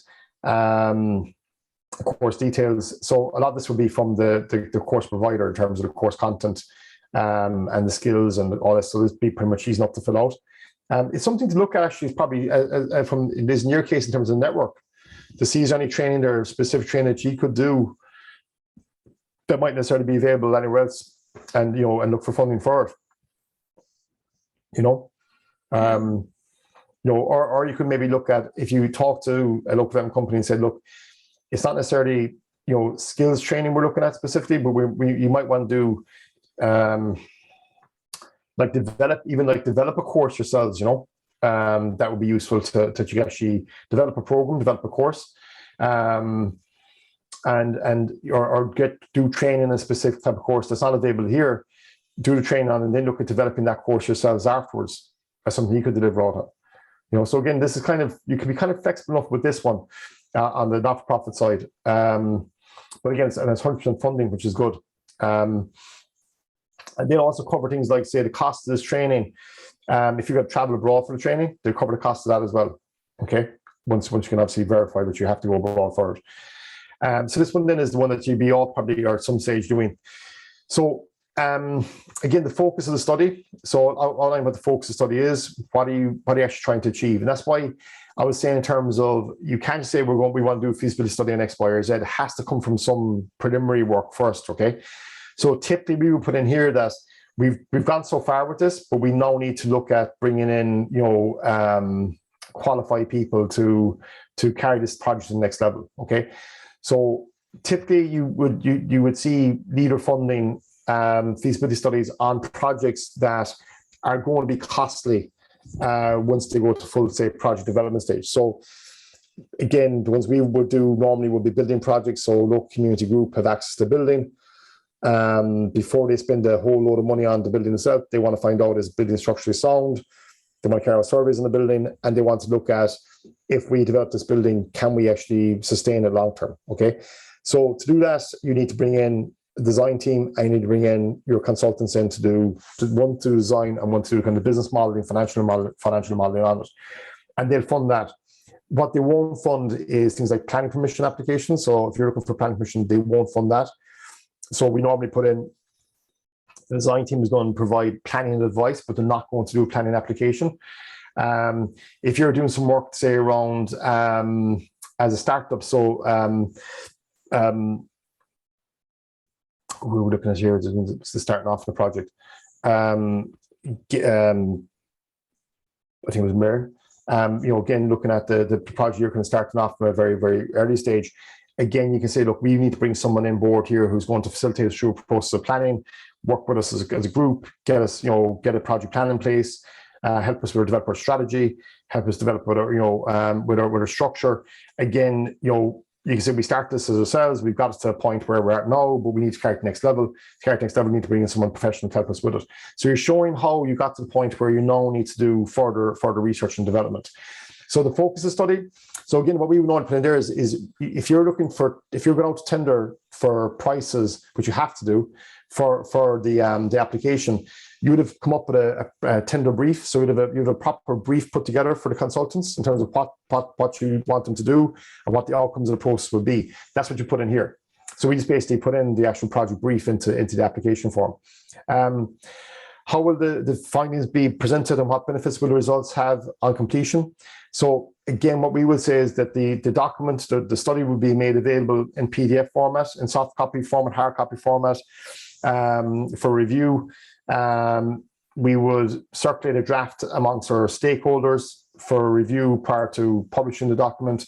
And then the benefits of the study as well, in terms of, that goes back to what you're hoping to get out of the study. So what's the outcome to be?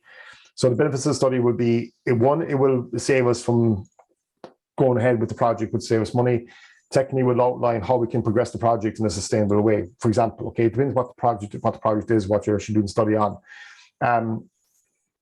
So in your case, if you're getting in a consultant to do work with you in terms of structure and planning, at the end of this process, we'll have rock solid structure, we'll have a strategic plan in place, and we'll have an action plan in place for 3-year strategic plan in place, an action plan in place for the next 12 months. So it's very, very clear in terms of what you're going to get out of it. Okay. Has analysis been done for similar purpose by you or other groups in the area? Again, it's back to your displacement scenario again here, but also there might be existing research carried out in this kind of area, by a local authority or by a local development company or by another organization, and you say that we will reference that, or we will review that as part of the study. So again, an example of that would be when we're doing, say, where we get if we're doing a tourism strategy and the group have got a analysis and development grants to do the tourism strategy for an area like Tralee or wherever, or Dingle Peninsula, whatever we might have done in the past, they will say that the consultant will use existing documents. So in other words, like, say, county development strategy, tourism strategy, Fault Ireland strategy, visitor experience development plans, census data, Fault Ireland data, as part of the research process, as part of analysis. So you're not just ignoring it, because you can't say, you guys say, yes, there has been studies done this before. We're going to basically tap into those part of the analysis.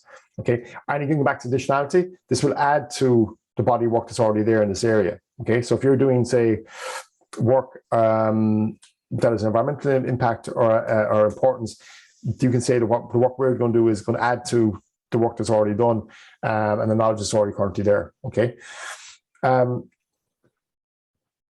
Okay, so again, that's there's 3 sections on the feasibility study sections that you complete. Again, marketing promotion projects. If you're looking for funding for marketing promotion, which you could be. So again, who you're targeting with this. the promotions being taken, how it's going to be recorded and documented, the activities you're going to be carrying out, how they're monitored, managed, evaluated, goes in here. So again, some groups, some not-profit groups will look for funding, let's say for maybe like marketing material, website development, social media, consultancy work. They might be doing a book or a journal, or you might put together reports and you want to publish them. Again, you can get marketing support towards that. Again, some groups will get some support from, say, branding, whatever it might be. And then you got other groups that are looking, say, maybe tourism projects and want to do a complete marketing plan and promotion strategy for their tourism project. Or a lot of groups would be involved in festivals, and they'd be applying for funding under marketing promotion projects.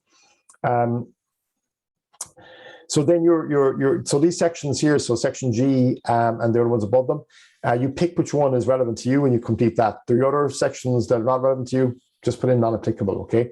Some groups, they try to fill in all of them thinking that it's all relevant to them. It's not. So the financial section, which is, the one that's relevant to all sections of the application. So whether you're going for capital, marketing, training, or feasibility. So you put in the total project costs. Okay, this is where it gets kind of messy from the point of view of being where you're not organized, or you're not thinking, logically in terms of how you're filling this document in. This is the one thing that's going to cause you problems, because this is what they're going to come back to. So when you're going to look for funding, you have to get quotations from consultants or from contractors or from suppliers, okay? So let's say that you keep this simple. So let's say you're applying for a feasibility study grant to do analysis and development work, okay? And it's going to be less than 25,000 euros. So you get 3 quotations, okay? So you put in the quotation here. So you put in, let's say, feasibility study analysis. You put in the supplier's name that you're going to go with, okay? So you pick the supplier that you're going to go with. You put in their cost excluding that and the cost including that, okay? If you're registered for that, it's this figure that they're going to be interested in. If you're not registered for that, it's this figure they're going to be interested in, because they're going to pay out the full amount to you. So if you're registered for that, you'll only get the grant based on the net amount, okay? Not the full gross amount, because obviously you claim the VAT back, okay? So you put in the name of the what work's going to be done and the name of the supplier. Now, it's very straightforward for consultancy work, because you can put in this consultancy work, the supplier, the cost. It gets very messy where you might be applying for, let's say, materials or equipment, okay? So we did an application there for a group last year, and they had about maybe 15 different items that they're applying for, like laptops, desks, office chairs, bits and pieces, okay? And then all listed, and they had all the suppliers that they were going to go with listed, and they had all the cost on, which was fine. It came to the point where when they got the grant approved, they were going out there spending the money. A lot of the suppliers that were listed no longer stocked the equipment that they were looking for. They were out of stock, or they weren't carrying that line anymore, okay? So they went off and they spent the money, and let's say they had it down here, supplier Viking Direct as a supplier, and then instead they went off and they got it from Amazon, right? And then when they draw down the money, the development officer and said, okay, well, actually on your application form, you had, your equipment suppliers, equipment here, and your suppliers here. The invoice you come back to us with don't match who the suppliers were quoted for the work. Okay, major problem. So it can get very messy where you've got a situation where you've got multiple items here you're applying for funding for, and you could have. So what we tend to do, if you can possibly, right, is go to one supplier or one consultant to be the lead who does everything for you, right? So what we would tend to do is, if say someone's looking for a feasibility study grant for a feasibility study on a building works, and they need a consultant, they need an architect, they need an engineer, they need a quantity surveyor, they normally look for someone to tender as part of a multidisciplinary team. And that multidisciplinary team would have a lead, and that lead would be the company that's applying, that's tender for the work, okay? If they go down the road of the other way of doing it kind of individually, they'll have to have 3 quotations from a QS, 3 quotations from an architect, 3 quotations from an engineer, 3 quotations from a consultant. It's very, very messy, okay? And you're trying to manage those quotations and manage those suppliers. If you're giving the contract to one person, they take care of everything. Okay, so if we're, say, doing a project where there's works involved in terms of equipment, for example, we'll go to a company that supplies all the equipment and they'll cover everything. Even if they don't supply it, they'll actually secure it for us. Okay, so we did it recently with acoustic materials. We did an application for a group to applying to getting soundproofing acoustic materials in, and we're getting some building works done. So what they did was they asked the builder to quote for everything, including the materials, and the builder then sourced the materials for them. So if they couldn't get the material from the original person they were trying to get the material from, it didn't make a difference because there was no invoices, receipts, or tenders, or quotations from that supplier. They could pick whatever supplier they wanted afterwards. Does that make sense? Yeah, just to say, Tom, this is also handy from the insurance point of view. Yeah. Because you know the way you have to indemnify every bloody department in the country with leader. So if you have just one contractor or one supplier, that's it. Problem solved. It makes it easier from the planning stage, the drawdown stage. You're dealing with one supplier, one invoice, one receipt, one bank statement, one tax clearance, all that as well. So you try to do that way if you can. Now I know some groups they'll do it the other way because it works out cheaper, but it can just be a nightmare in terms of managing that and the administration involved in it. I suppose the reason why it becomes a problem is that people are just kind of careless. They think actually just put it in and we can change it afterwards. You can't. If you get change, you got to go back and make sure you get permission to change it, and then you got to go back to the department to make sure it's signed off on. And if they feel they can't sign off on it, then you got a huge problem. Because now you're going to lose the money. So again, the total cost of the project put in down here. Source of funding. So again, now what we tend to do is I normally take this table out and put it into Excel spreadsheet. Okay, so you got formulas and stuff, the formulas in there that you can just check, and and it's rather trying to do it manually. I just find it, especially if you've got a numerous kind of stuff you're applying for, but you don't have to. You can do it just simply manually with a calculator as well. Source of funding, leader program. So it'll be either 75% or 90% that goes in here. 90% of it's analysis and development, 75% of it's capital. So let's say if it's 10,000 euros, you put in say 7,500 euros there, 75% cost. Donation of property. If it's a capital project, you can include that as part of the matching. If it's analysis and development, obviously it's not. Voluntary labour, again, if it's applicable, you can put it in here. But most groups will put in the leader funding and then their own resources. If you put in the cash in the account, it has to be shown in your bank statement. Okay, so you can't say, well, we hope to have it. It has to be there at the time you apply. If it's a loan or bridging finance, again, they look for proof of the loan approval from your bank at that point. Okay, so what most groups do is they put in, say, 7,500 here, 75%, 2,500, and 25% matching funds. Okay, or a mix of both. I might put in, say, 1,500 euros cash and then 1,000 euros of a loan. If it's other public funds, again, that you're using to match it, which it can be, again, put that in there also. Okay, so the total cost of project down here should equal the total cost of project up here. Okay, so all pretty straightforward.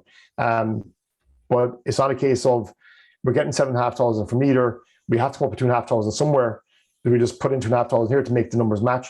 They'll look for proof of that 2,500 euros of matching funds. Okay, so you can't just put it in just to make it work. You actually have to show it in your application as supporting documents. So again, it says here, include any supporting documentation for all your source of funding. Okay. So you'd say the total percentage of public funds this project will receive from all sources. If you're only applying to leader funding only, it's 75% or 90%. Okay. Previous public funds. Again, last week we talked about having your database of all your funding received. This is where it becomes important because it's where they ask for it. So previous public funding, have you received any public funds in the past? Yes, we have. Have you received funding from any in the past 3 years? Have you or your organization received funding from any other project from public sources in the past 3 years? So you might have put in here, we haven't received any funding for this project because it's a new project, but we have received funding from other sources for our organization over the last 3 years. Okay, you've got to put in the name of the project, the project reference number. This go back to my database talked about last week, having this information already stored, the program applied to, the funding organization, the amount approved, the date of approval, and a date receipt of funding. Now, if you don't have this information stored somewhere, you're going to spend a lot of time backtracking, seen bank statements, when did we get it paid, when was paid into the account.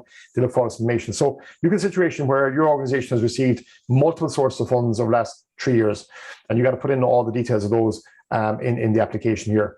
And a lot of people just guess when they got approval because they don't know, and it's like last minute, so they just literally put in, they just guess what it is. Has another organization other than that received for this project? Yeah, so again, this is going back to displacement.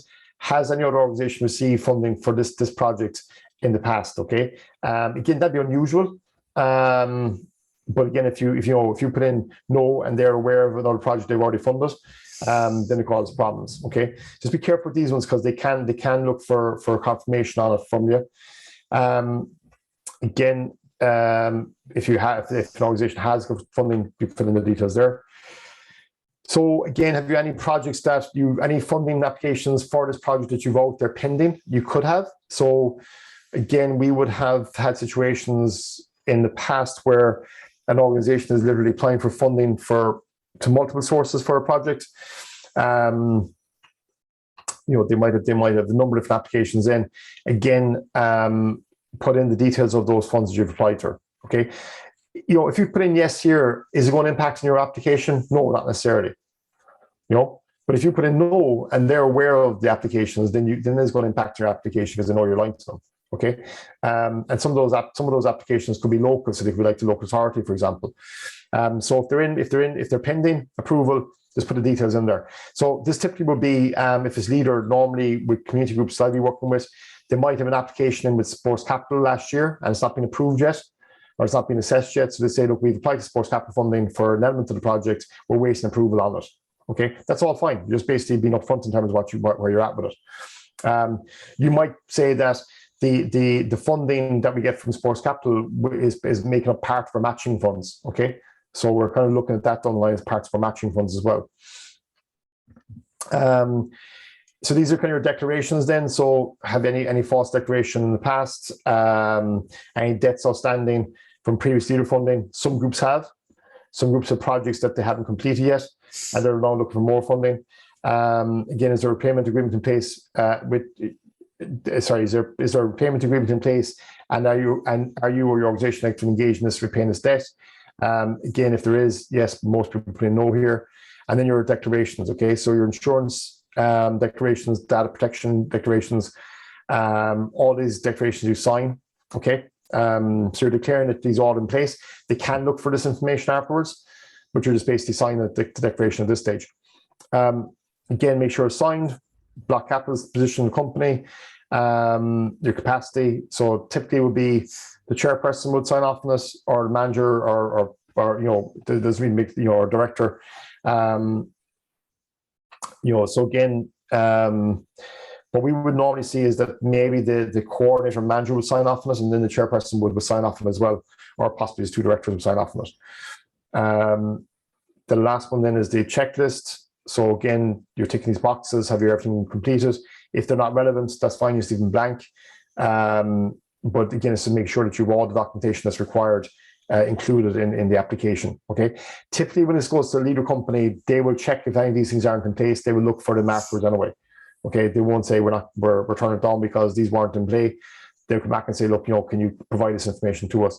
If, for example, there's a deadline, they'd say, just get the application in. We look for this information off you afterwards, okay?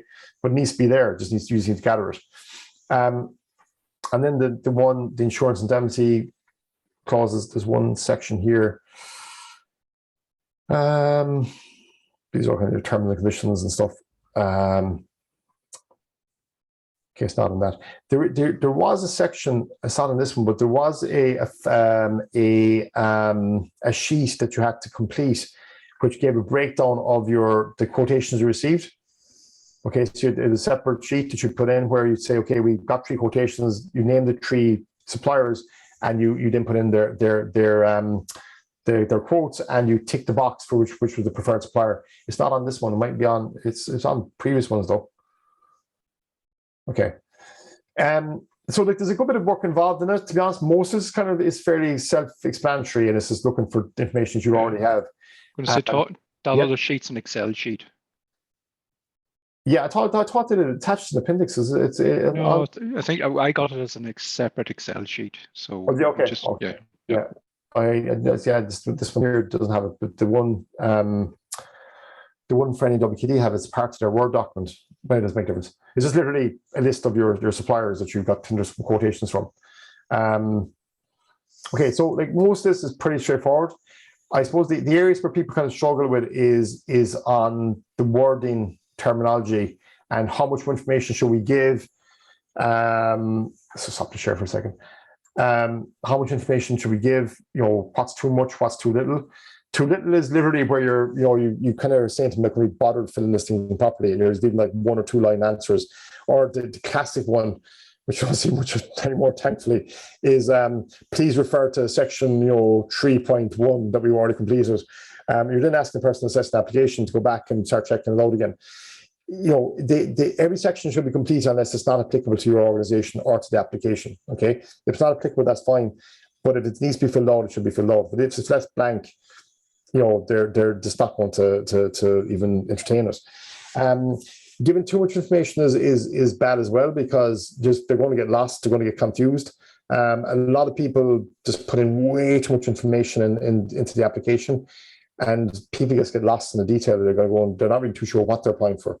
Like we've read applications in the past where you're kind of looking and going, right, there's an awful lot of information here, but what are they actually looking for? What are they applying for? We don't know. So bullet pointed. These are human beings that are reading a lot of these things, and they can be fairly intense. So bullet point and make it very, very clear what you're looking for, why you need it, and back it up. But again, the key words I would use always with funding: value for money, because it's what they want to look for.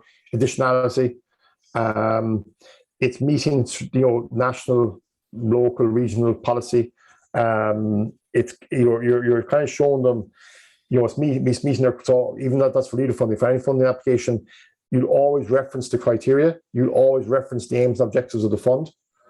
Okay, you'll always reference the what it's most relevant to. Okay, so if we're focusing on, let's say, something like a project that's going to assist with the regeneration of an area, you'll be focused on the regeneration and across all people within the community. So it's impacting on everyone. So it's all about value for money. Everyone's going to impact about it. It's going to be a huge impact at the local level, at a social level. There's going to be an economic impact there. It's going to be the catalyst for other projects, all this sort of stuff. What you're trying to do is basically say to them that you give us the money, we'll spend it.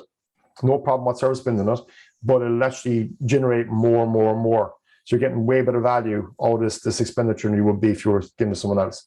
Okay, because it's literally it's a sales pitch basically. Like a grant application is you're selling your organization, and you're basically asking them for money. So it's like whoever puts the best pitch to us in terms of why they want the money, we'll give them that money. So you've got to look from that point of view. If I was a person assessing the application, what are the key things I'm going to be looking for in this application? Who's convincing me that they deserve the money more so than the other person? Okay, so ask yourself those questions. Pretend you're the person assessing it. Read it afterwards and say, okay, does that make sense? Have we got a message across here clear enough? Are they aware of what we're doing? Are they aware of the impact? And impact is really important. Okay, because you could have a very good project in your head, which is going to be a great project, and on paper could look very good as well. But unless you can say what the impact is, they don't want to see what the impact is going to be. How many people will benefit from it? And how will they benefit from it? How it's going to change people's lives, all this kind of stuff, and that's what you want to go back to, but in very clear, in very clear way, bullet pointers, it will have the following impacts, bullet, that's really it. If you can show again, at either at feasibility stage or full capital project stage, where this is coming from, then how this was addressed and where the need came from. It's really important. With the feasibility study or analysis and development funding, what we'd always put in here is that, help us get this to the next level. We've carried it so far, we know we need to bring it to the next level, and that we need to bring in specific expertise. Without that expertise, we can't do it. Okay, the analysis and development funding is not that difficult to get, because it's an easy one for them to pay out on. It's an easy one to draw down the money, because there's no you at the end of the project, you've got basically a study, a report, a document. That's what they're seeing. There's no issue around You know, we got to see the machine, is it insured, is it what buildings it in, what's going to do, all this kind of stuff. It's a very kind of start and finished project when it comes to feasibility study analysis. So it's one of these ones to get. But again, you got to show where it's coming from. You're not just applying for funding for the sake of it, you know. In a lot of cases too, when you're talking to development companies and you're saying, look, we need some support around X, Y, or Z, they might actually recommend to go for a feasibility study. You know, they might suggest that, you know, you apply for analysis and development funding, you better bring in someone to assist you with your project. Like all the work we do, pretty much, well, not all the work, but 70% of the work we do is all funded through feasibility study grants. Yeah, I'd say 70%, definitely 70% of our turnover is feasibility study grants.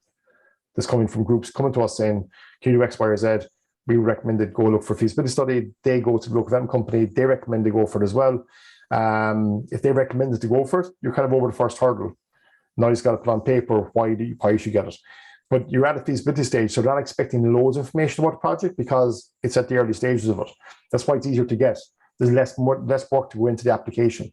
If you're looking for capital funding, there's a lot more work to go into because they're now expecting you to have all the project proposal ready and the ideas ready and the needs analysis done, what the impact will be.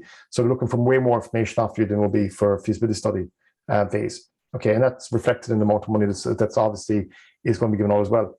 If you're looking for small scale money, like small capital funds, 5, 6, 7 grand, they're not going to be expecting, you know, an awful lot of information. It's a fairly straightforward project.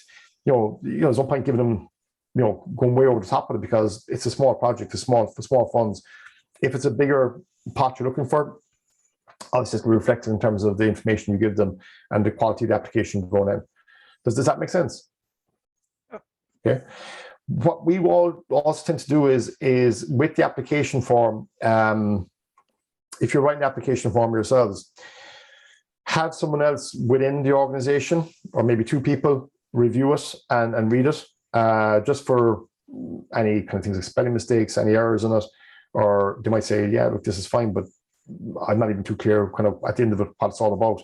So get someone, to look at it objectively. Things like telephone numbers, emails, make sure that they're correct and right, and all the CRA numbers, all that. That's a very small thing, but you don't want people to get those numbers wrong. Is not. So again, just make sure it's checked properly. Okay, with leader funding applications, because they're still an old-fashioned, you submit the application and they're reviewed by someone first. They're usually flagged if there's any issue with it. They go back and say, look, this is not right. You need to, put in more here, or you haven't submitted that document. If it's an online application, which a lot of them are now, you don't have that wriggle room anymore. You got one shot at it. There's no one from back afterwards looking for more information off you. You've got that application once it goes online and it's up on the portal and the deadline's reached, it's gone, and you can't change it. Okay. You have situations, if you get on well with your local development worker, development officer, the local development company, you can come and say, Jesus, I think I actually messed up parts of the application. Can I get it back off you, just make 1 or 2 changes and resubmit it? You probably can, because there's a bit of time, there's a time frame there where they actually work with you on the application anyway. They won't submit the application until they know that it's got a very good chance of getting approved. It's their job to bring applications to the table. They'll work with you on getting that application right, okay? But that's leader. The enterprise office would be another one, would be similar to that. But if it's not an application for other funds, there's no support for it. You just literally get the information up front. You work from the criteria. You're kind of on your own. Once it's gone in, it's gone in. Okay, so just be careful. Take time with it. What I can do is I can supply you with I suppose some sections of that, the kind of wording that you would use. It's kind of hard to give someone a template of this because it's could be anything you're applying for. And what I give you is as the correct wording might have completely zero relevance to your project, But I can, if you want. It's something that I can provide us if you want me to. I think anything is better than nothing, especially if you're doing your first time. Yeah. So we gratefully accept that. Thank you. Yeah. So I'd send you on a kind of a complete application, well, a successful complete application form. One that didn't get money. So 1-to-1. And yeah, but again, just it might have no relevance to what you're doing, but there'll be certain elements there. You can even look at the way it's worded and laid out and stuff, and you'll see that they're not that detailed. You might think there's got loads and loads of information in there. There never is, because I've been the person on the other side who's assessed these things, and the last thing you want to see is like a section has got 3 pages long, and you think, oh God, do I have to read all this? Because they're just tedious. Like you can, the more you put in, the probably more complicated you're making things. And the more questions will be asked afterwards, so keep it simple. Is there any other comments on this, or is there anything else you need from me to send you on that would support you with the applications? I sent you, Tom, there an IEC scoring sheet. Okay. It's the department one with their criteria. Now, the scoring in it is each leader company can change the scoring. That's allowed, but it'll just give people an idea, if you want to share it with them, what the other side is looking for and how they're scoring it. Okay. You sent it in the chat, Adam, did you? No, I sent it in an email to you. Oh, sorry. Okay. Yeah. Perfect, great stuff. Perfect. Excellent. That's great, Alan. That's exactly what I was going to ask. Like, do they give scores, or are there examples of proposals that have been refused and with reasoning for? But the scoring is already good to have.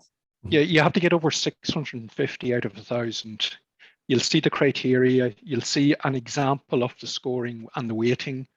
Each leader company really differs. If you get under 650, you're out, and you're going to have to ask, why where you failed. They won't automatically tell you that. And then it can still get to the leader or the lag committee, and then it can still fail at that point. The IEC can say, yes, we approve this project, but then it goes to the lag, and the lag say, no, we don't like something in it, and they, strike it down. So I think the kind of projects we are doing, they seem to score pretty well. I know from locally, and the pass through pretty easily. So, but yeah, you still have to be careful with your application. You still have to hit the right notes. Yeah, just on that, actually, the point there, if you do get turned down for an application, always ask for for feedback. They might be fairly vague in fairness, but always ask for it. Because like what you want is trying to go back in the following year and put in a better application, basically.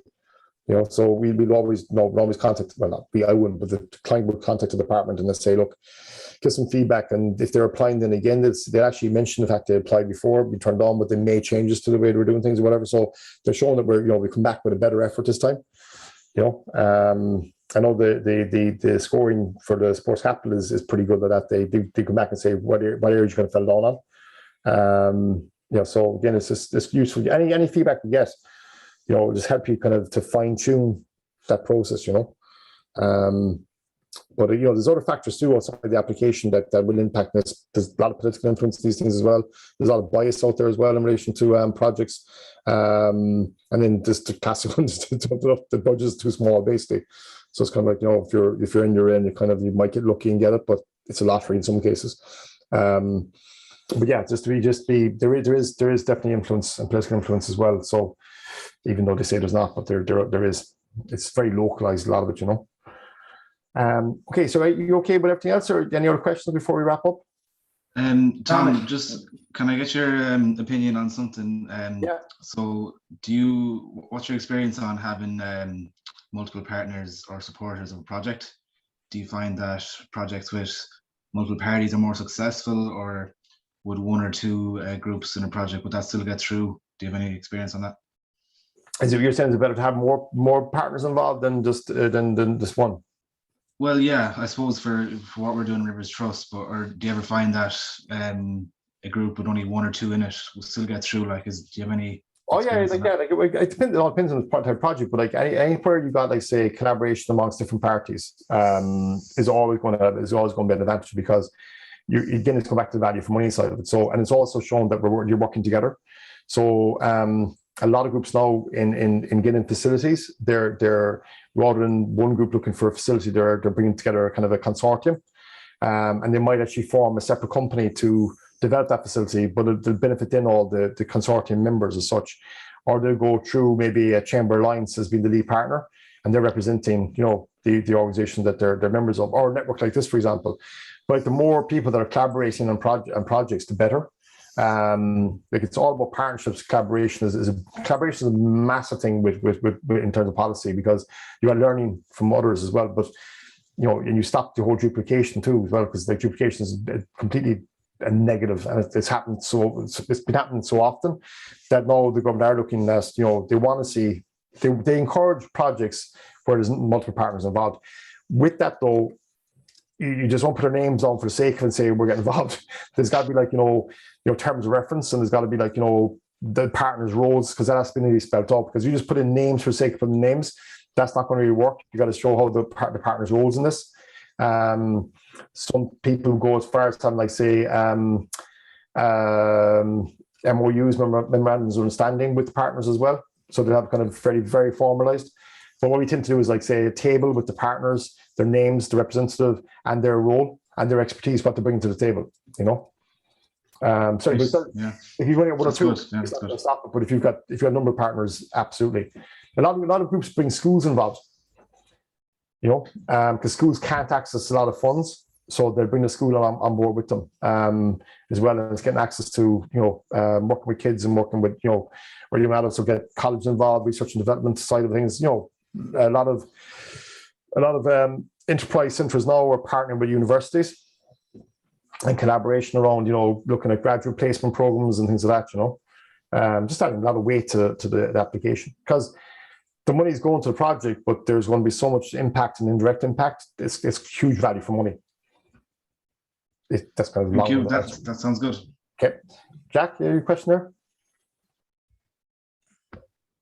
Yeah, sorry. I just wanted to ask: do you think that the leader applications are going to go online, or will they stay in the format that they are? As a kind of good question. I would say I don't know. There's an honest answer.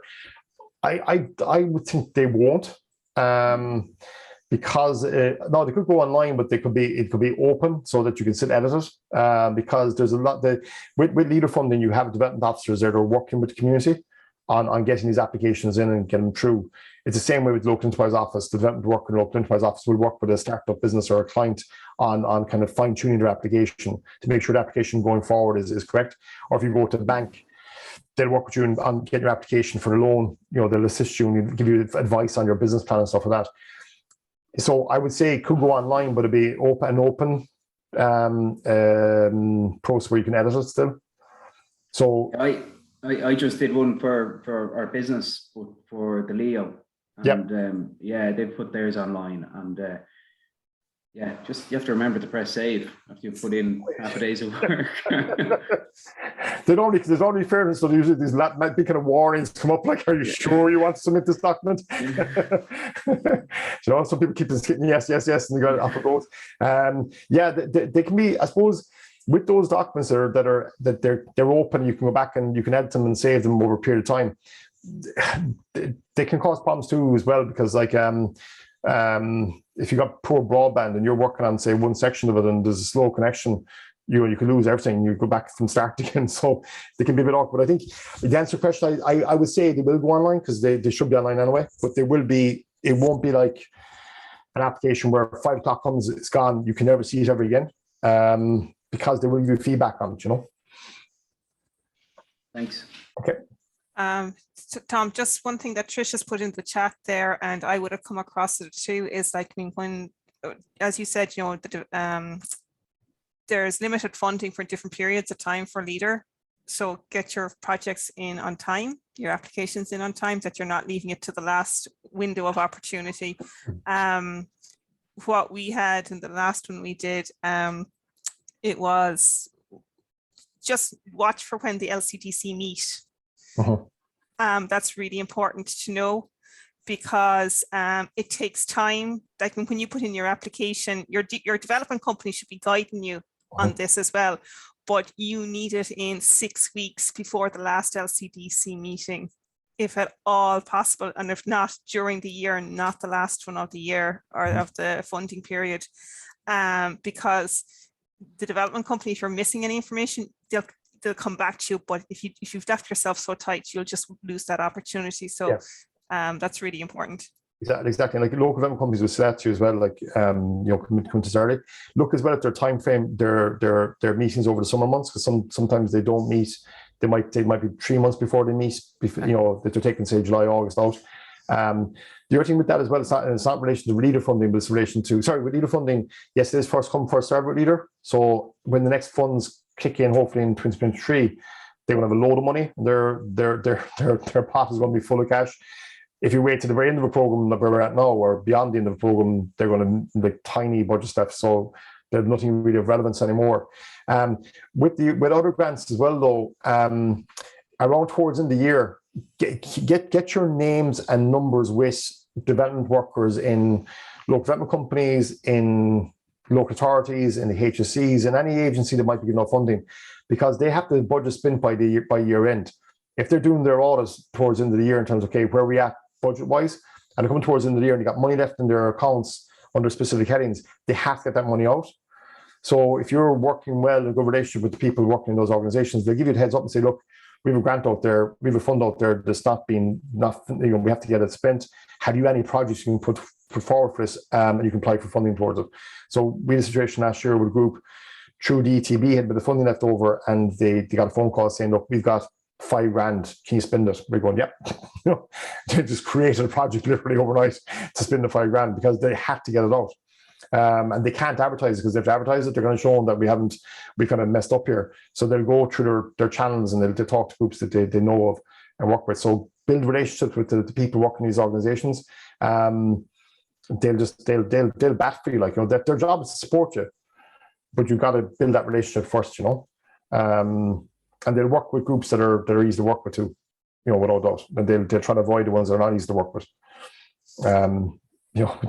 That's been from a development officer in a previous life. You like working with groups that kind of are easy to deal with. The ones that are a pain in the neck, you kind of go, oh, here we go again, because it just makes your life easier. So you make their life easier, they'll make your life very easy. Not very easy, but easier. Okay, just before we finish up on this, Liz, the project management workshops are starting on the 3rd, is the 3rd, 10th, and 17th. Sorry, yeah, as long as I have yeah. good sign up. Okay. What I had to advertise, because I was just getting this through. So I've sent it out to the Rivers Trust. But there's a lot of people here who wouldn't, like, Jack and Trish and Owen would be on the email, and Alan would be, but not everyone. So they have to advertise it to their groups. So we have a few people signed up. So hopefully it'll all work out. So I might see on that program here if you're somebody attending anyway. Great stuff. Okay, just want to thank you for the attending the last 3 weeks. I'd rather to be there in front of you in person, to be honest, because I'm getting sick to death of training people on Zoom. But where we're at. But yeah, so look, again, if you have any questions after tonight, feel free to email me at all. Any questions you have, don't worry about emailing me, or if you want to give me a call. Rather than say, how do I do this or that? I might be able to answer the question. If I can't, I'll pass you on someone that can answer the question for you. So it's in our best interest that you progress from this. So use that link if you want down the line to get some advice, information. And I'll send you out the slides, and I'll also put together that the sample application. And if it's okay, I'll forward on that scoring sheet too, because it's good resource to have, actually. So appreciate that. So thanks everyone, and hopefully we'll see you soon. Yeah, thanks, William, Tom. And okay, just to wind up for everyone, just to remind people, this has been run by the iCatch network. We're funded by the Wheel, so we're very grateful for the Wheel and LawPro. And just for your support and sticking with this now for the 3 weeks, thank you very much, because it validates the iCatch network that we're doing what we set out to. And it's been a pleasure meeting you online, hopefully again in person. And Tom, thank you very much. Your support outside of the course has been excellent, and all the material is of value. So thank you very much. Thank you very much. Okay, take care, everyone. Thanks a million. Okay. The evaluation form Thanks all. has gone to everyone. Please fill it out. Yeah. Thanks very much. Bye. Thank you, everyone. Bye-bye. Good night. Bye-bye.